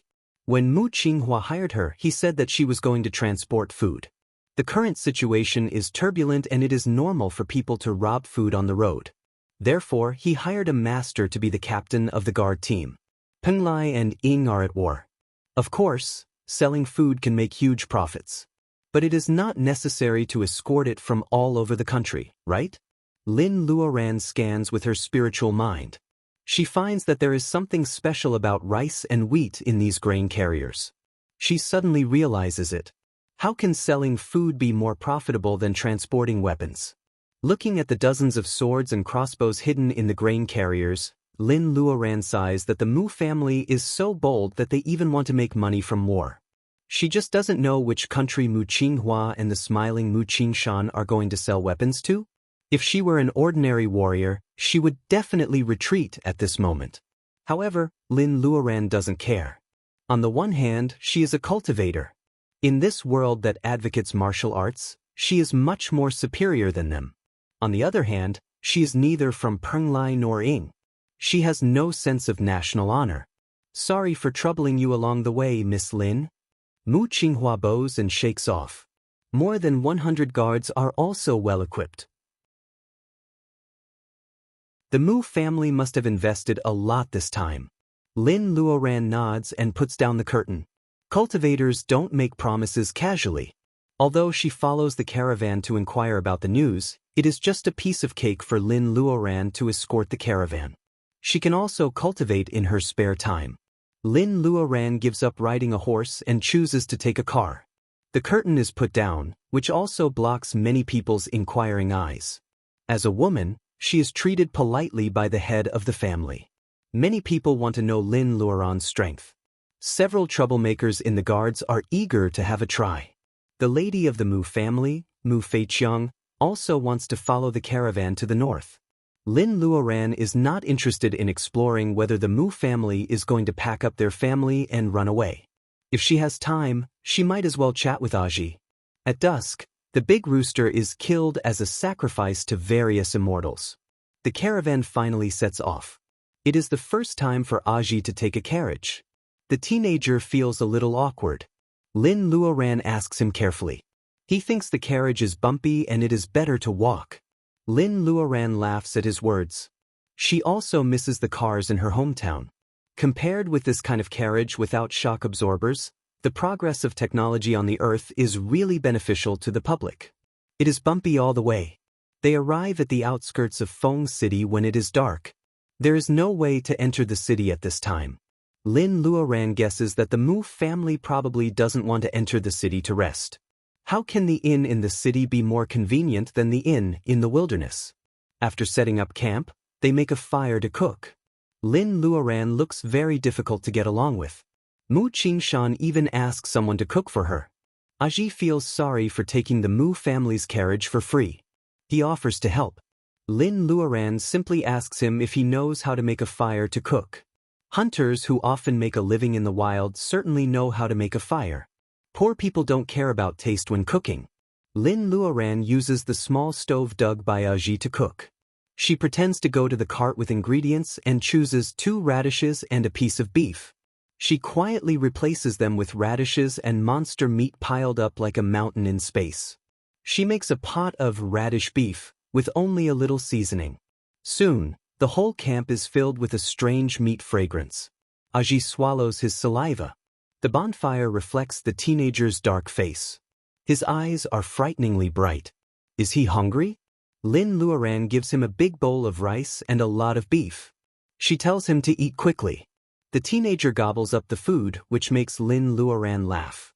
Many years later, when Aji becomes a famous warrior and is able to enjoy the food that only the privileged class in this world can enjoy, he especially misses the radish beef he ate on the outskirts of Feng City. At that time, he already knew that Sister Lin he met when he was young was an extraordinary person. However, as time flies, Aji has never seen the tall female warrior with a mysterious background in his memory in his lifetime. She leaves a glimpse of brilliance in the lives of a group of people and leaves an indelible mark on them. Of course, at this time, Aji is still an uneasy teenager who doesn't know whether the big school in Feng City will accept him. Lin Luoran washes her hands and makes soup. Many people in the Mu caravan can't help but peek at her. Can a disciple of a famous school also do this? Warriors have a high status and Lin Luoran looks scary. Her behavior actually startles people in the Mu caravan. When the aroma of the radish stewed beef spread, the coachmen and guards who were eating from the big pot all swallowed their saliva. They were extremely jealous of the naive-looking young man who was sitting beside the female martial artist and eating to his heart's content. But Mu Feiqiang slams down the curtain and loses her temper at the cook. Why can't she buy the fox she likes? Why does she have to apologize to that woman? Why can't her father please that woman with the hairpin she likes? The dignified lady of the Mu family eats less than an inexplicable woman. She just knows how to heat tea in the air. What's the big deal? Mu Feiqiang is so angry that she loses her temper in the carriage. The arrogant lady of the Mu family certainly won't admit it. Even her appearance advantage, which she was proud of at the beginning, becomes shameful and angry when she finds that although Lin Luoran's skin color is not good, the more she looks at her, the more attractive she is. Along the way, her uncle has looked at Lin's carriage many times. She is just a little taller. Uncle, you are such a big lecher. You look like a lecher who has never seen a woman. Mu Qingshan, who is eating in the big pot with the guards, sneezes. He is somewhat inexplicable. The weather is a little cold. Tonight, the bonfire must be brighter to prevent people in the caravan from catching a cold. Mu Qingshan's imagination runs wild. He can't help but look not far away. Lin Luoran is as tall as Jade. She has finished her meal and gets on the carriage indifferently. The swarthy teenager is extinguishing the fire.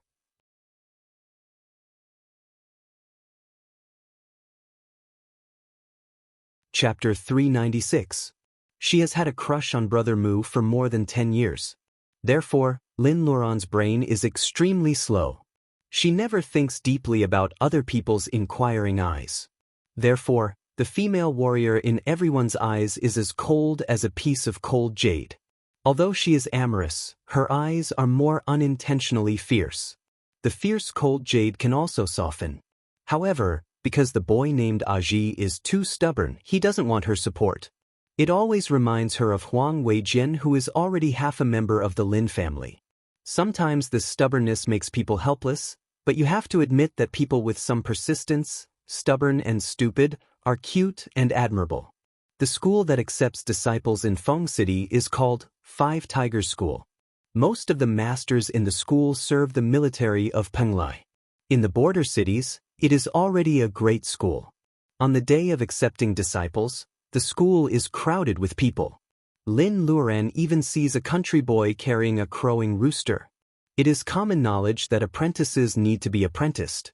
Aji is too stubborn and as simple as unpolished jade.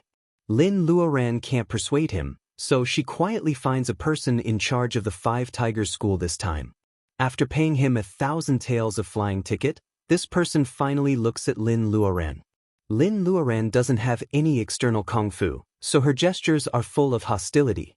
The Mu family can only see that she has a good temperament, but the person in charge of the Five Tigers School can see that it is hostility after being stained with blood. His attitude becomes respectful. The Five Tigers School is famous in the bitter and cold land of the far west. The person in charge knows that there is always someone better than him. With the flying ticket and deterrence, the man surnamed Lu promises that he will take good care of Aji. Lin Luoran doesn't say anything. She looks back at the crowd. The boy is desperately squeezing in. She flicks a strand of wacken into the boy's eyebrows. Learning martial arts focuses on muscles and bones. The wacken of a bearing essence cultivator is enough for Aji to enjoy. See you again if fate allows it. Lin Luoran smiles. In fact, she knows very well that they probably won't see each other again. This is a place completely different from the current environment of the earth. The mountains are green, the rivers are green, and there is no Sudan red, gutter oil and poisonous milk powder.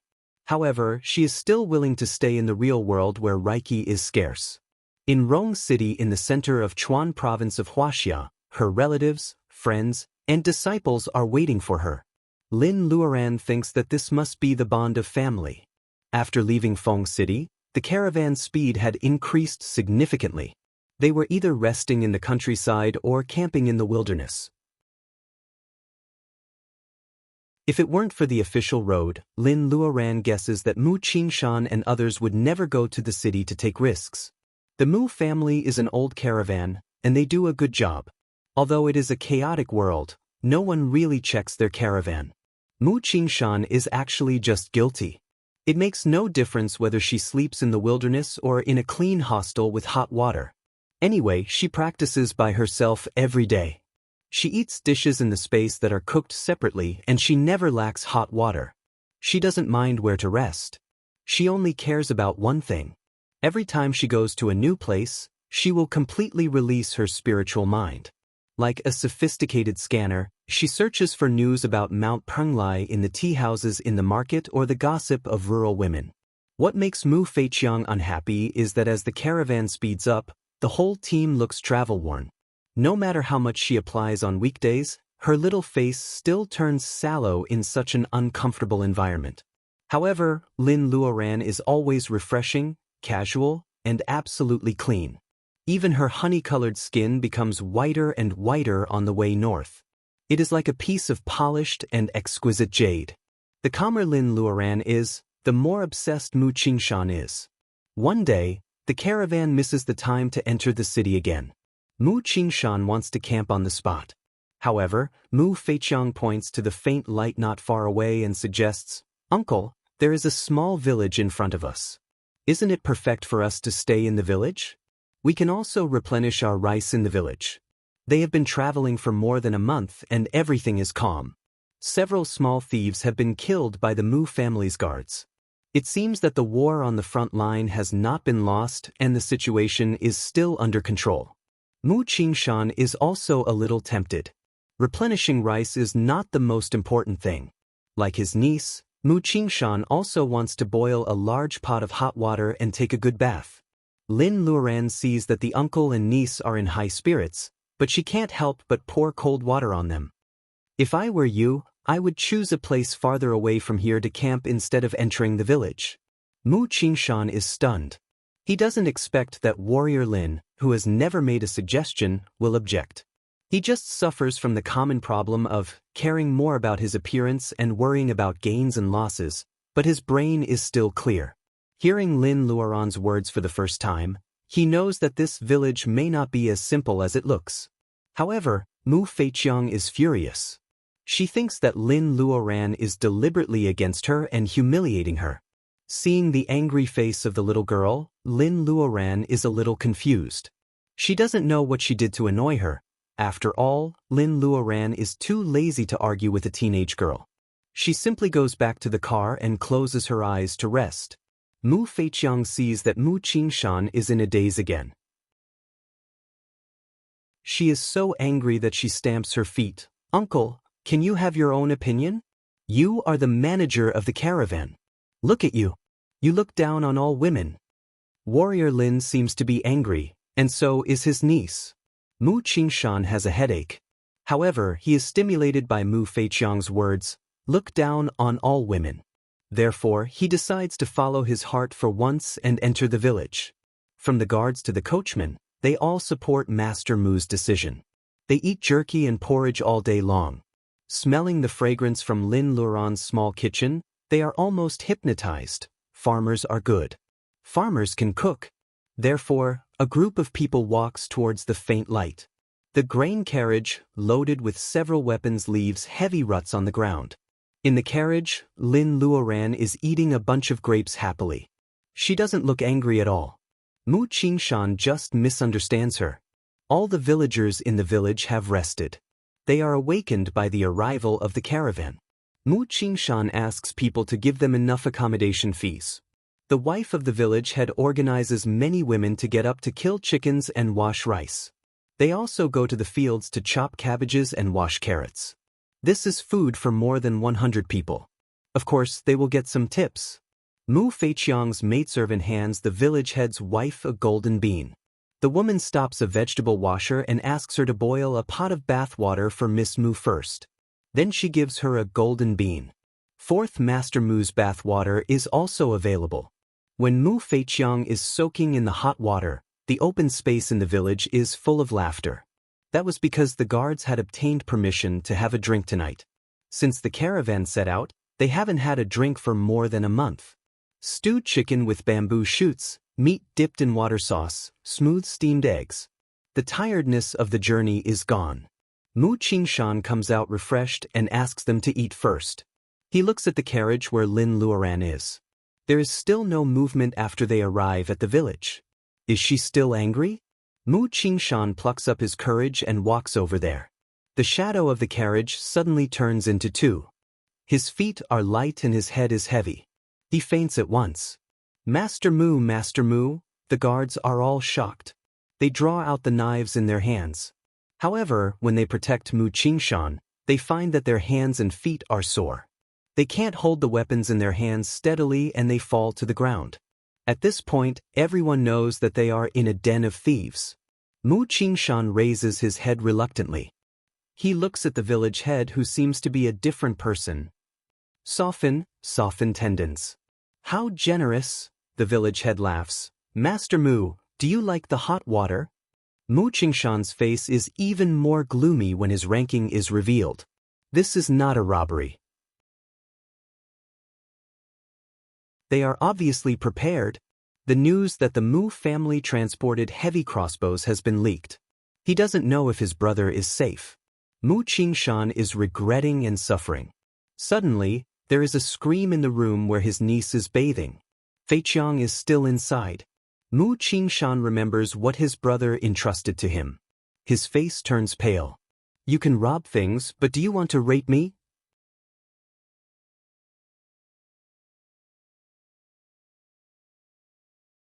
Chapter 397.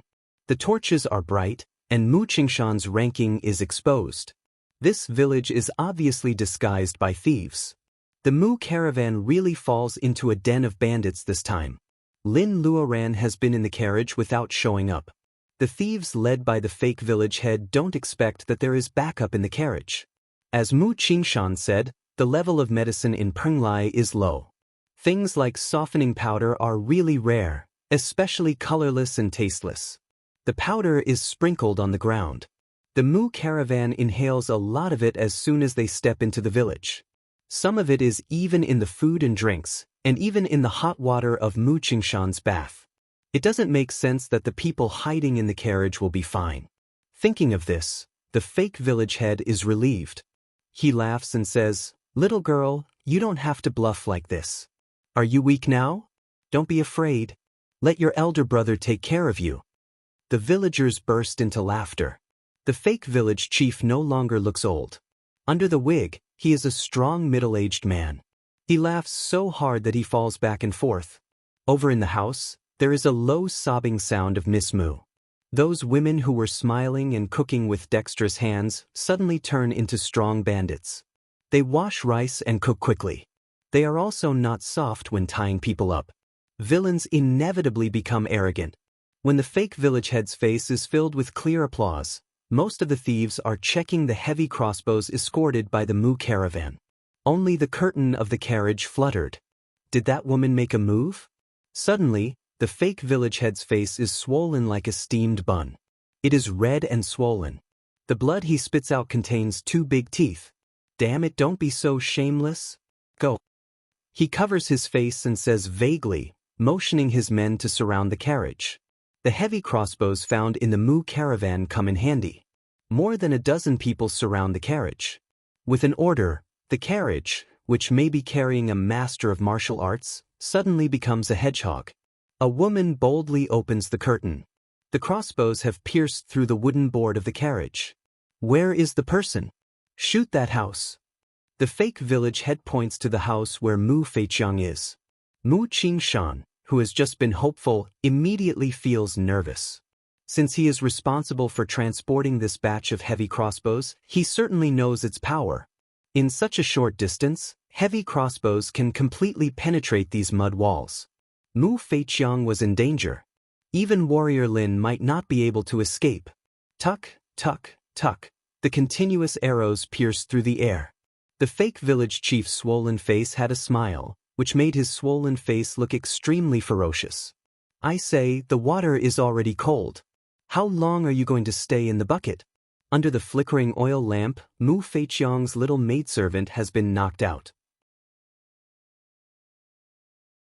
2 wretched men are lying beside the little girl. Lin Luoran just kicked them out. There are still tears on Mu Feiqiang's face. Her frightened and flustered look dilutes her usual arrogance. Of course, Lin Luoran can't understand Miss Mu's complicated feelings. When you are desperate and embarrassed, the one who saves you is the one you usually curse in your heart. Miss Mu is just a little arrogant because she is spoiled by her family. She is not a bad person, So she is in a dilemma now. Lin Luoran asks again. She almost buries her face in the bucket. I don't have any strength, I can't put on clothes. What a troublesome little girl. The air is filled with a kind of powder that ordinary people can't smell. Even if Lin Luoran saves her, she will be poisoned immediately. Lin Luoran sighs and accepts her fate. She picks a leaf of some spirit herb from the space and asks Mu Feiqiang to put it under her tongue. The cool and stimulating taste instantly makes Mu Feiqiang cry. Miss Mu is embarrassed. She thinks that Lin Luoran is deliberately teasing her. She holds the edge of the bucket and has the strength to stand up. She forgets to trouble Lin Luoran for a moment and asks curiously, "What leaf is this?" "Mint leaf." Lin Luoran is annoyed. Outside, arrows have been shot from the low roof. Lin Luoran flicks her fingers in the air. The arrows made of stainless steel are broken in the middle and fall on the ground. Mu Feiqiang, who has been taught by a warrior since she was a child, is horrified. Is this the legendary release of internal force? Lin Luoran is very depressed. It is too eye-catching to use spells or flying swords. She can only pretend to be a six-pulse magic sword. However, it is too troublesome to shoot down arrows one by one. Mu Feiqiang finally puts on clothes in a panic. Lin Luoran asks her to drag the unconscious maidservant to hide behind a pillar and not come out. Lin Luoran kicks the bucket full of water over to help them block arrows from another direction. The arrows are endless. Lin Luoran has to kill a group of people outside. Lin Luoran kicks down a low wall. Her figure floats over like a light smoke. Many people groan. Except for the fake village head, all the archers are knocked out by her knife hand. Everyone in the Mu family sees her like a god, including the guards who know a little kung fu. They have never seen anyone's martial arts skills reach such a level. Warrior Lin keeps a low profile for more than a month, but now she is so brilliant. Just how powerful was she? Everyone has the question in their mind. The fake village head keeps retreating and yells at Lin Luoran not to come over. Mu Qingshan's heart flashes with admiration, nervousness, inferiority, and other emotions. Finally, he feels lucky. At this moment, he finally admires Mu Qinghua's sharp eyes.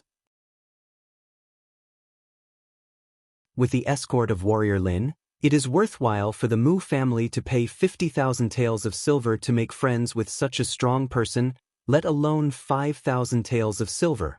Lin Luoran reaches out to grab the collar of the fake village head and knocks him out. She also knocks out a few sentries hiding in the dark. She says to Mu Qingshan, "Mr. Mu, it is still not safe here. The enemy may have reinforcements. Let's leave quickly."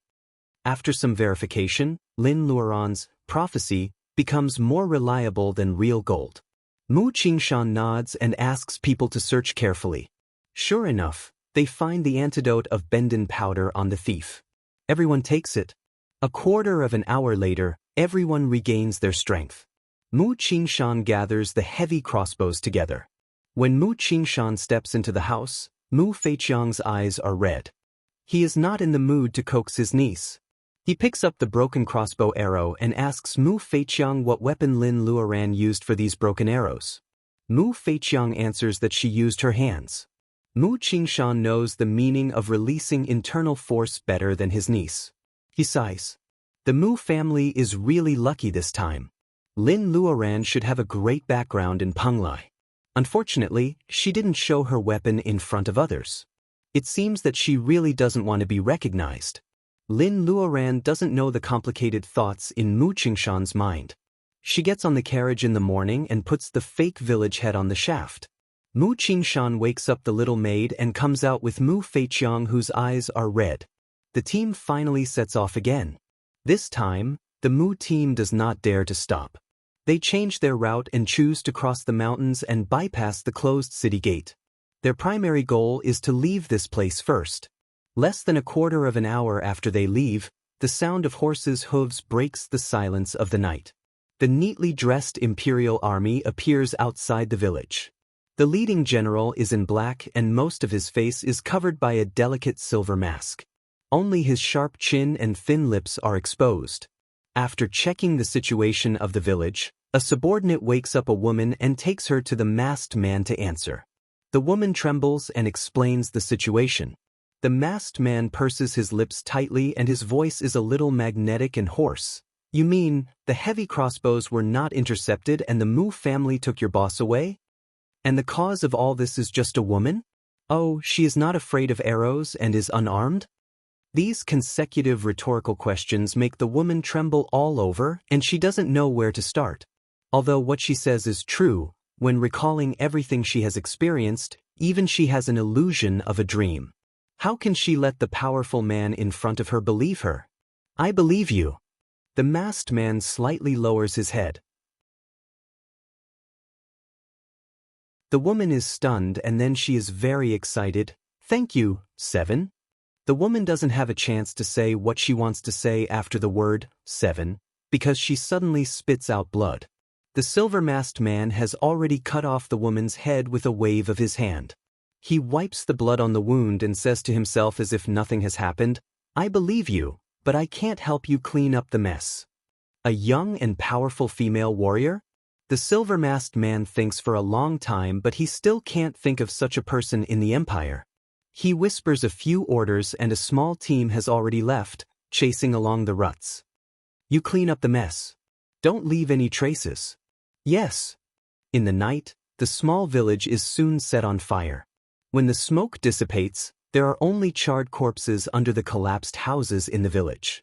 In the deep mountain more than 40 miles away, Lin Luoran withdraws her spiritual mind and suddenly opens her eyes. What a ruthless method! Cutting the weeds and eliminating the roots to silence them. None of the thieves who pretended to be villagers survived.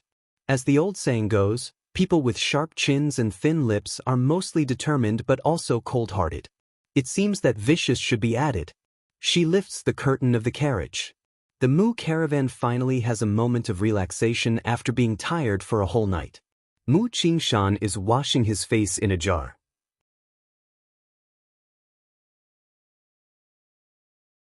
Chapter 398.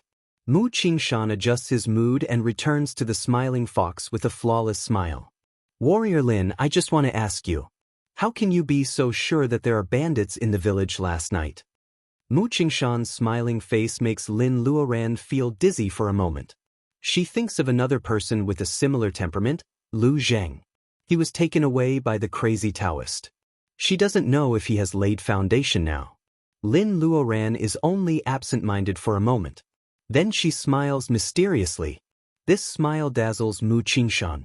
Of course, he doesn't come here to ask Lin Luoran why she knows there is an ambush in the village. A warrior who can release her inner strength has sharp ears that ordinary people can't imagine. What he wants to ask is the fake village head they caught last night. Lin Luoran puts him on the shaft of the carriage and shakes him all night, but he still hasn't woken up. Lin Luoran kicks him. The fake village head rolls on the ground for a few times. When he wakes up, his eyes are confused. After a while, he already knows that he is a captive. Thinking of Lin Luoran's martial arts, he has a lingering fear. Lin Luoran sees his eyes rolling around. She laughs and says, Are you trying to make up some lies to fool us, or are you going to run away? The fake village head pretends to be frightened. Lin Luoran ignores his flattery. She lifts the curtain and is boiling water to make tea. If I were you, I would not run away at this time. Instead, I would tell you everything I know. I'm afraid you don't know that after the Mu caravan left last night, hundreds of horsemen came out of the city. None of your men in the village escaped alive. They were all burned into coke. The fake village head looks livid. He stares at Lin Luoran. Lin Luoran's movements are smooth and she is making tea. A pot of boiling water is poured in. The tea leaves are swirling in the cup. The soup changes color and the fragrance of tea is overflowing.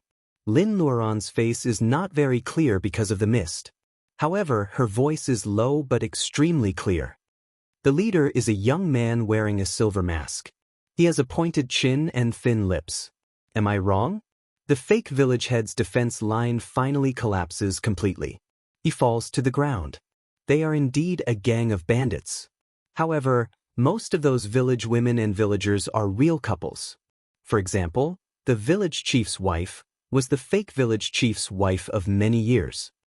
I don't know who he is. He paid us Black Wind Stronghold to do this business. Even the tendon softening powder was provided by them. I've only heard others call him Seventh Master. It's probably a ranking.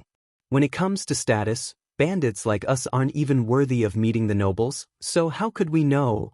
The fake village chief murmurs. His bandit name is Zhang Dahe.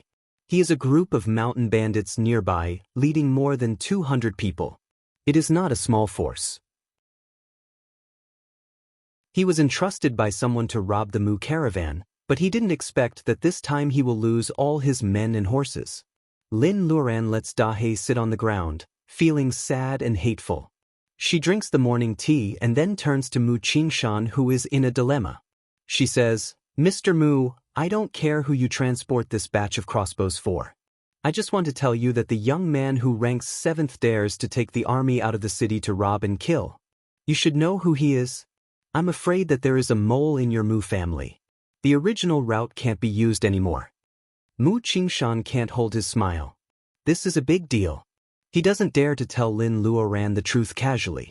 Lin Luoran's last proposal is obviously beneficial. It's not a big deal to change the route. What he hesitates is that since the route has been changed, the backup arranged by the Mu family may not be needed. Does he really want to put all the hardships and dangers on the shoulders of the slender and tall warrior Lin in front of him? Mu Qingshan is hesitant. Lin Luoran throws another heavy bomb. I hate cruel people. Now there are a few small tales behind the caravan. Do you want me to solve them for you, by the way, or do you want to fight back? Do you want to fight back? Mu Qingshan thinks of the identity of the silver-masked young man. The Mu family can't hit a stone with an egg at all. However, when they chose to support the other side, they were destined to become the sworn enemy of the silver-masked young man. The two sides have been in a situation where they will fight to the death. Even the army has been mobilized. He is going to kill the Mu family. Mu Qingshan sneers. The emperor is still in his prime and he dares to do this. If he is really bold, why doesn't he learn from another nobleman and go to the battlefield to kill the enemy? He stays in the capital and wants to reap the benefits. Businessmen have a low status. It's another thing for them to be a big caravan like the Mu family.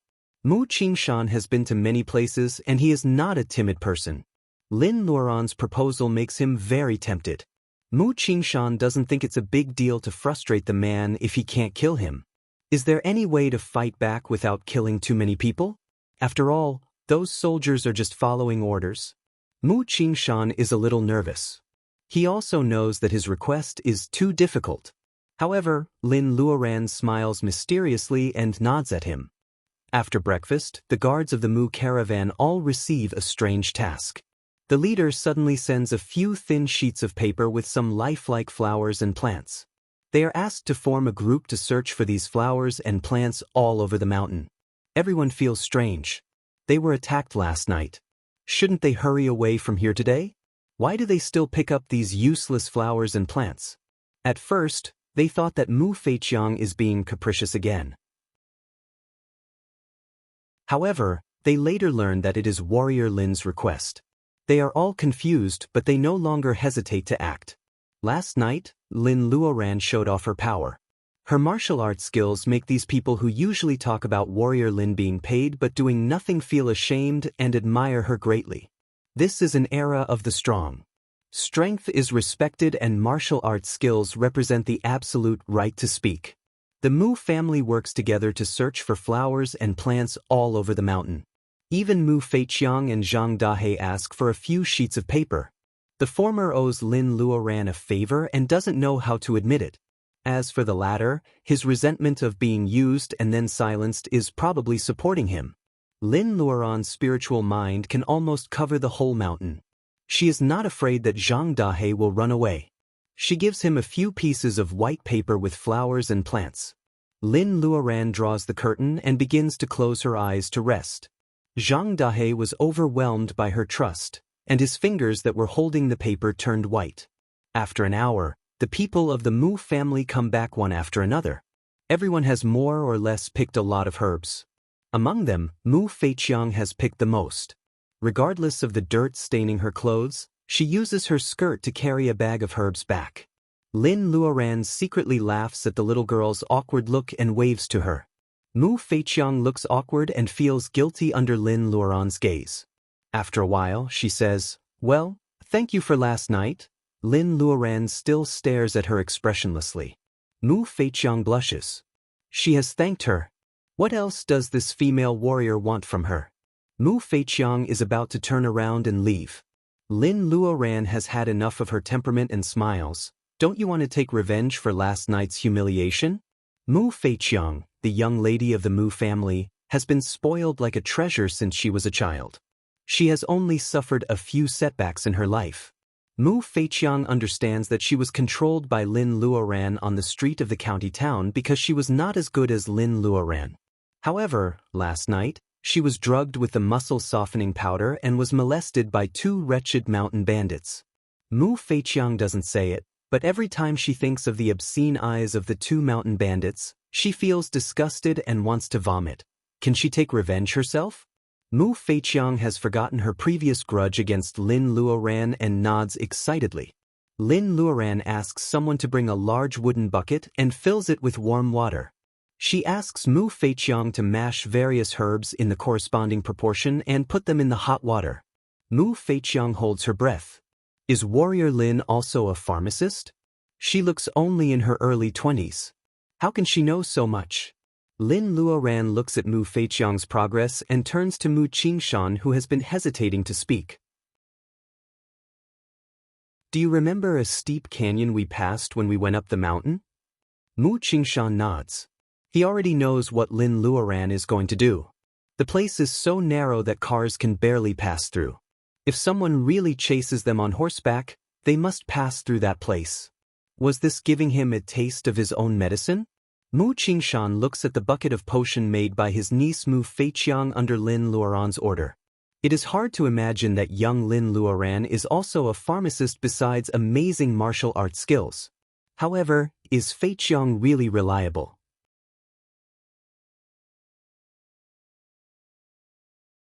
Chapter 399. The Mu caravan is resting on that hill. They are repairing at the moment. The soldier who was ordered to follow the carriage tracks is reporting to the young man on the horse respectfully. It's about 10 o'clock in the morning. They are far away from the west of Penglai and the four seasons are clear. The end of spring can still be seen. On both sides of the narrow canyon are daisies in spring. The light pink flowers are swaying in the wind. They are indescribably beautiful in the morning sun. Of course, a cold-blooded and ruthless man like the silver-masked man is not in the mood to enjoy the scenery at such a critical moment. He is also a man with good martial arts skills and excellent hearing. It is not difficult for him to hear the breathing sound from hundreds of meters away. The mountain flowers on both sides of the canyon are gorgeous and there is no ambush in the grass. A sneer appears on the masked man's lips. This is the best place for ambush. If he knew that the Mu caravan would change its route and choose this place to ambush, he wouldn't have to waste such a precious medicine as softening powder. However, it is not too late now. The Mu family can only suffer in silence because of the difference in their identities. The little girl of the Mu family is not bad-looking. Why does she like my ninth brother? It's a pity that she can only be a concubine even if she is so rich. The masked man can't help but feel happy when he thinks that his ninth brother is going to marry an innocent woman of the Shang family as his concubine. Tell everyone to be careful. If there is any unusual movement, kill them. This team of about 300 cavalrymen begins to ride through the canyon. The masked man is a little vigilant when he thinks of the powerful female warrior mentioned in the intelligence. The clatter of horses' hooves echoes in the empty canyon. There is nothing unusual. A gust of wind passes and the light pink daisy petals fall with the wind. The valley is full of fallen flowers and the petals are stained with a lot of dew. The fragrance is so fragrant that it softens the hearts of the iron-blooded soldiers. Feeling that the team has slowed down, the masked man is dissatisfied and picks up a few petals. The dew is crystal and dazzling in the sun and the petals are also fragrant. This scene can be like a painting. The masked man has thrown away the petals, but he suddenly freezes again. Spring is getting farther and farther away. It is early summer and the sun is a little strong. Why haven't the little dew dried yet? The young man's face under the silver mask twitches and he scolds angrily, "Go back, all go back." Should they retreat? The soldier was puzzled. Military orders were obeyed. More than 300 people retreated from the gorge after advancing halfway. There was not much panic, which showed the strict discipline of this small team. There were no ambushes or crossbows. The 300 or so people quickly retreated out of the canyon. There were no abnormalities in the places they had previously passed. The silver-masked man pursed his lips as he looked at the endless petals falling like rain. He was sure that his judgment was right. There was something wrong with the canyon.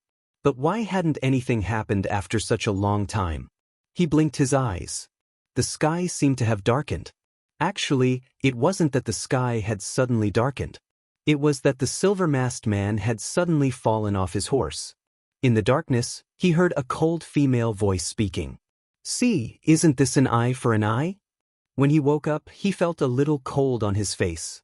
In a daze, he reached out to touch his face and found that the silver mask on his face had disappeared. This realization jolted him awake, and he remembered that he had fallen into an ambush at the canyon. The spring was gurgling.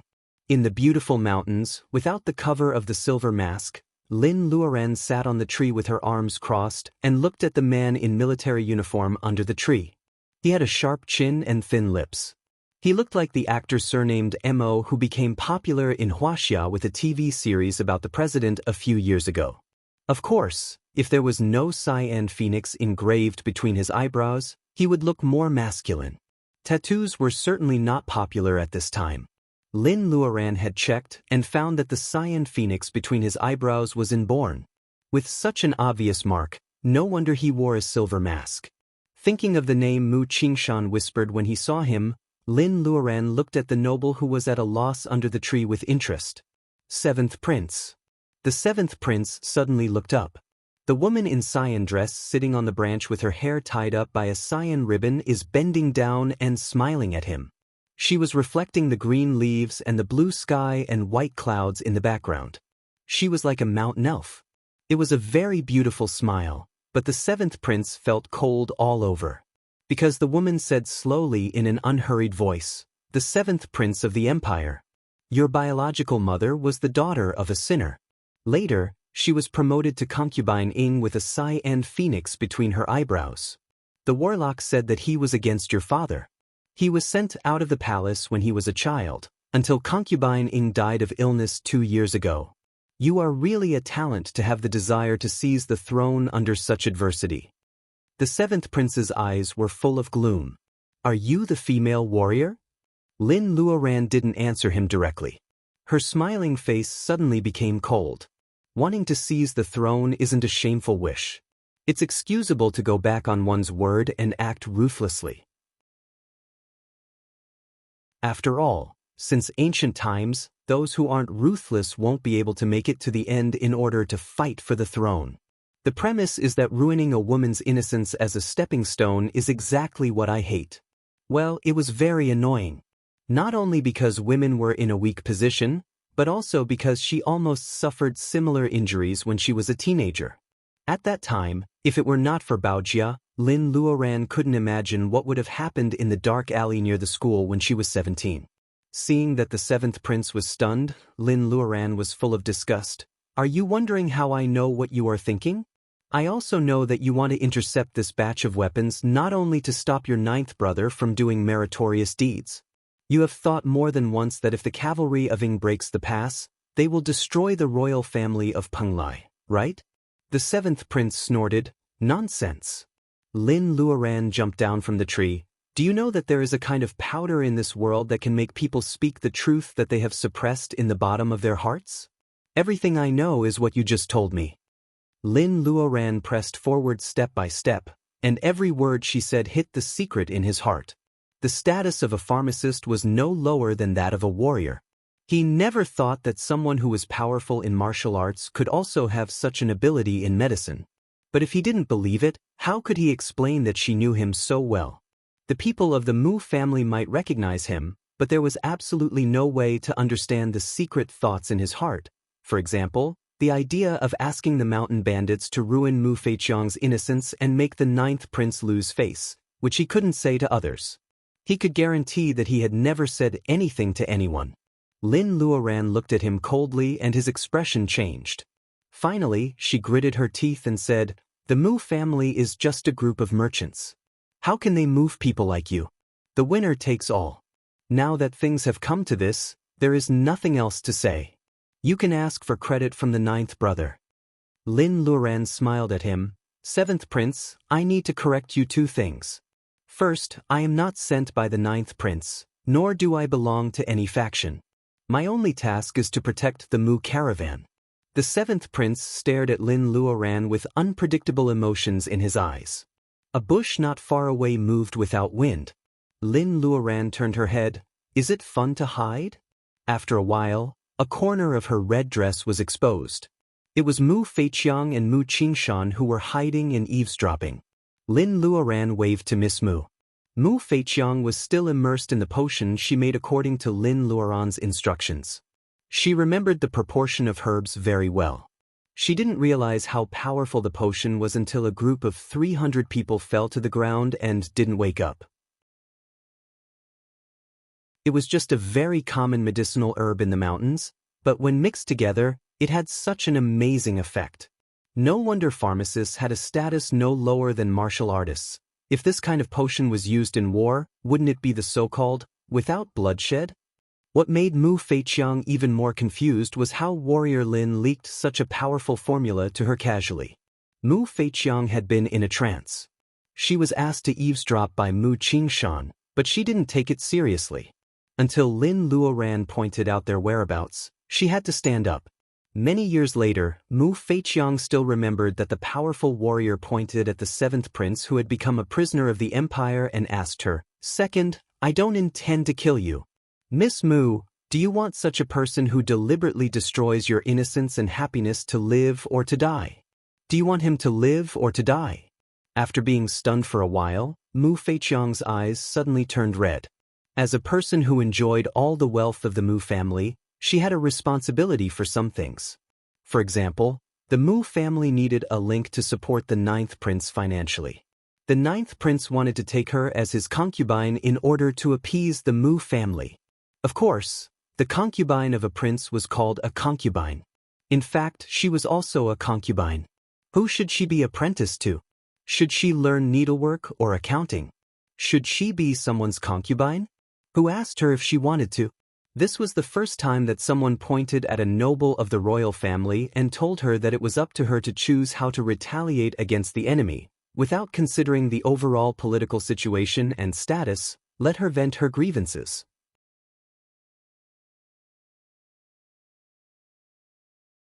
Chapter 400. People in this world will face different choices every day. You never know how long the choice at this moment will affect the future. Of course, Mu Feiqiang doesn't choose to kill the seventh prince. She is not a bad person and the Mu family's interest. Miss Mu is not stupid enough to make such a decision. Even if the seventh prince is not popular, he is still the prince of Penglai. If the Mu family kills him, it will reveal some clues. This kind of crime of murdering the royal family is enough to make the Mu family collapse. However, this person is ruthless and insidious. He deliberately insults people. As a daughter of the Shang family, Mu Feiqiang is really unwilling to be humiliated. After hearing that there is a potion that can make people forget what happened in a certain period of time, Mu Feiqiang makes a very bold decision. Well, it's really bold. At least Lin Luoran is impressed by Mu Feiqiang. In order to retaliate against the seventh prince for what he did to the Mu family, Mu Feiqiang, who is the most frightened person, decides to temporarily send the seventh prince to Lin Luoran as her servant. Of course, Lin Luoran doesn't need a personal servant. The seventh prince named Sang Yi spends most of his time as a horse breeder of the caravan after his personal ability is sealed. Therefore, his real job should be a groom. The Mu caravan also has a newly hired groom for free, Zhang Dahe. The seventh prince Sang Ye's life is predictably difficult. Looking at his aggrieved eyes, Lin Luoran sneers. Sang Yi should be glad that she hasn't told Zhang Dahe that his wife was beheaded by Sang Yi. The carriage bumps on the difficult lane. Lin Luoran is no longer in the carriage. Wood Wolf said that there is a secret spell called soul searching which is very useful for interrogating cultivators. Lin Luoran is going to study it. Of course, the drawback was that when the mortals were being interrogated, their consciousness would collapse and they would become idiots due to the fragility of the mortals' bodies. Was this the subtle difference between the spells of the demon race and the spells of the human race? Lin Luoran remembers that White Fairy's memory bead mentioned a kind of soul searching. Although it is also not open and above board, it does not have such a sequela. It seems more magnificent. No matter which dynasty it is, the secrets are always in the hands of the privileged class. Since you have mastered the soul-searching spell, isn't it better to start with the seventh prince? Wood Wolf tries to persuade Lin Luoran to learn its soul-searching spell. Lin Luoran sits on the swing and eats strawberries. She doesn't want to admit that she is a little bit moved. However, cultivators are not completely free from taboos. Attacking mortals who have not provoked cultivators will eventually become demons inside. Not to mention this, Lin Luoran's code of conduct is not so low. Lin Luoran sees Wood Wolf trying to persuade it again and again. She knows that it is afraid that Fire Phoenix and Silver Fish are not as important in her heart because it only cares about herself. Therefore, it provides the bolus formula and takes the initiative to teach her the soul-searching spell. Wood Wolf is so annoying that Lin Luoran has to learn the soul-searching spell. However, she doesn't do anything to Sangyi.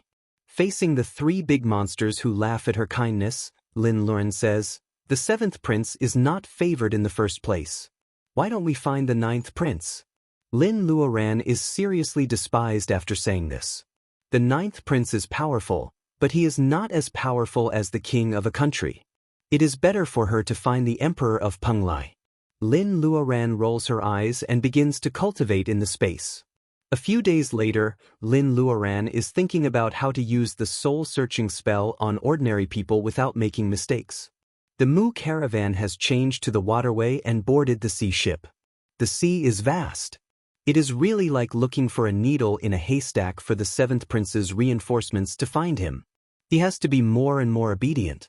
Seeing the young man with the cyan phoenix birthmark covered being ordered by Zhang Dahe to do this and that, Mu Qingshan is full of worries. He is not worried that Sangyi is disobedient, but he is too obedient. People who are willing to endure will one day break out and make everyone look at them with new eyes. In a word, Fourth Master Mu is worried about whether the potion that Lin Luoran said can make people forget a certain memory is really so effective. Mu Feiqiang is sent to ask this question. In Mu Qingshan's view, if Lin Luoran didn't ask Mu Feiqiang to mix the potion last time, her niece and warrior Lin are already half-teacher. It's not that the Mu family is shameless enough to take advantage of others. Whether in Penglai or Ying, it's an established rule. For unique secret skills such as martial arts and medicament, it's enough to influence people's whole life if they are taught one or two. Mu Feiqiang asks Mu Qingshan's worries in a roundabout way. Lin Luoran feels that the Mu family worries too much. In fact, there is a safer way. Since you have chosen to support the ninth prince, when he ascends the throne, it doesn't matter whether the seventh prince remembers today's humiliation or not. Mu Feiqiang doesn't really understand. Lin Luoran looks around and takes the brush she bought before boarding the ship. Soon, she draws a lifelike branch on the rice paper. Mu Feiqiang holds her breath. She looks expectant and nervous. Is this a tree? Lin Luoran shakes her head. It is called ox vine. It is also a medicine. It is good for relieving pain and reducing edema. Mu Feiqiang knows that Lin Luoran is teaching her the knowledge of potions. She stares at the rice paper carefully. Lin Luoran draws a piece and says, "Ox vine is best to be harvested in summer or autumn. Leave the stems and leaves, leave the roots and whiskers, slice and dry in the sun. As for poria, it is said to be the magic medicine of 4 seasons. It grows in the roots of Masan pine and red pine." Mu Feiqiang stares at the dark thing and asks confusedly, "Aren't all pine trees the same?" Miss Mu is a fairy. She doesn't need to do anything herself. Lin Luoran laughs and draws the difference between Masan pine and red pine. In The Sound of Waves, Lin Luoran sits on the primitive ship and occasionally tells Mu Feiqiang about the effects of several herbs. Her life is very leisurely. Of course, if the seventh prince named Sang Yi doesn't secretly look at her with gloomy eyes, Lin Luoran will be in a better mood. She takes the initiative to teach Mu Feiqiang about potions and saves the Mu caravan once.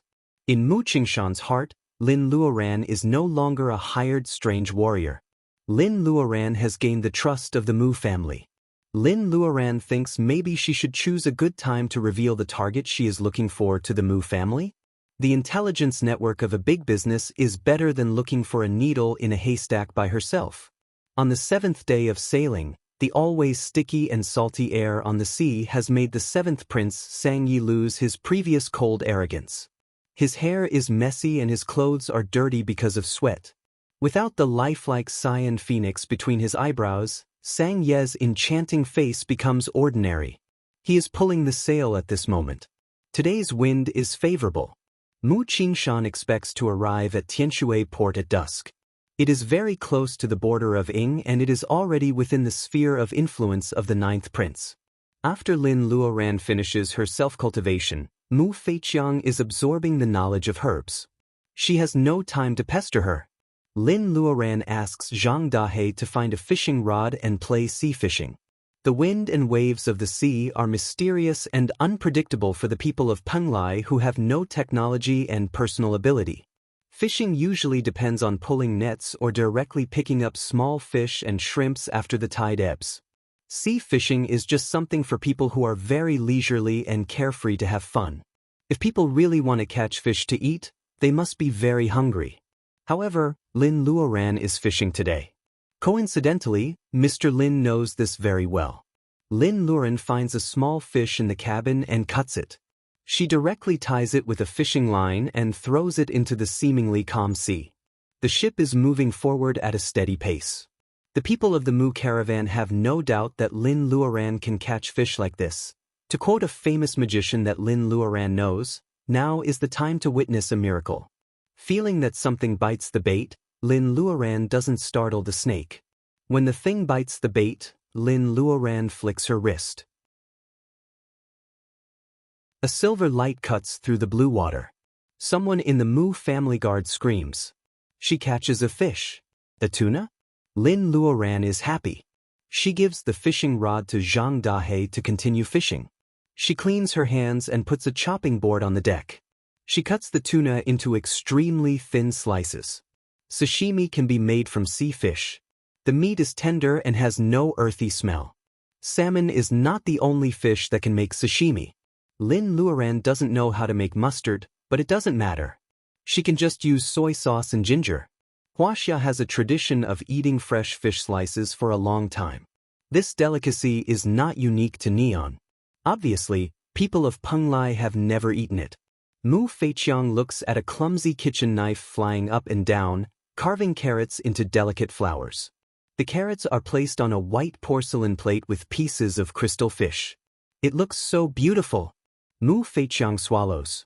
Is this edible? Lin Luoran dips the ginger and soy sauce and soon eats the last piece of sashimi. Mu Feiqiang bravely grabs the sashimi and also dips it in seasoning like Lin Luoran. She closes her eyes and throws it into her mouth. After smacking it twice, Mu Feiqiang can't believe it when she opens her eyes. How to describe the wonderful taste? It seems that she has to taste it again. Uncle, let's catch more fish, shall we? Hearing Miss Mu's words, people on the deck suddenly swallow their saliva secretly. Can raw sashimi be so delicious? Everyone stares at Zhang Dahe. The tough bandit, who is fishing, straightens his chest and feels that the fishing rod in his hand has become very glorious and proud. He has never experienced this feeling before, including the Mu caravan forgiving him and letting him work. Although it is tiring, his life is stable. He has lost the fun of killing fat sheep, but he is not afraid of the soldiers' encirclement. Zhang Dahe wants to live like this for the rest of his life. However, without the protection of warrior Lin, will the seventh prince let him go? A sense of defeat rose in Zhang Dahe's heart. Footsteps stopped beside him, and he heard a very gentle female voice. The world is so big. A man can go anywhere. This time we are going to the border. You can choose to go to Ing to start a new life. What thing? Zhang Dahe feels that seawater splashes into his eyes. Does a person like him deserve a new life? Maybe only this powerful warrior Lin, who looks indifferent but is actually kind, can have such an idea. You're tuning in to the Passion Pages YouTube channel. We're so grateful for your support, and don't forget to subscribe to join us on this incredible journey through captivating stories. Your generosity through donations truly makes a world of difference, as it's the primary source of revenue that allows me to expand and enhance this channel for you. Thank you from the bottom of my heart for being a part of this adventure.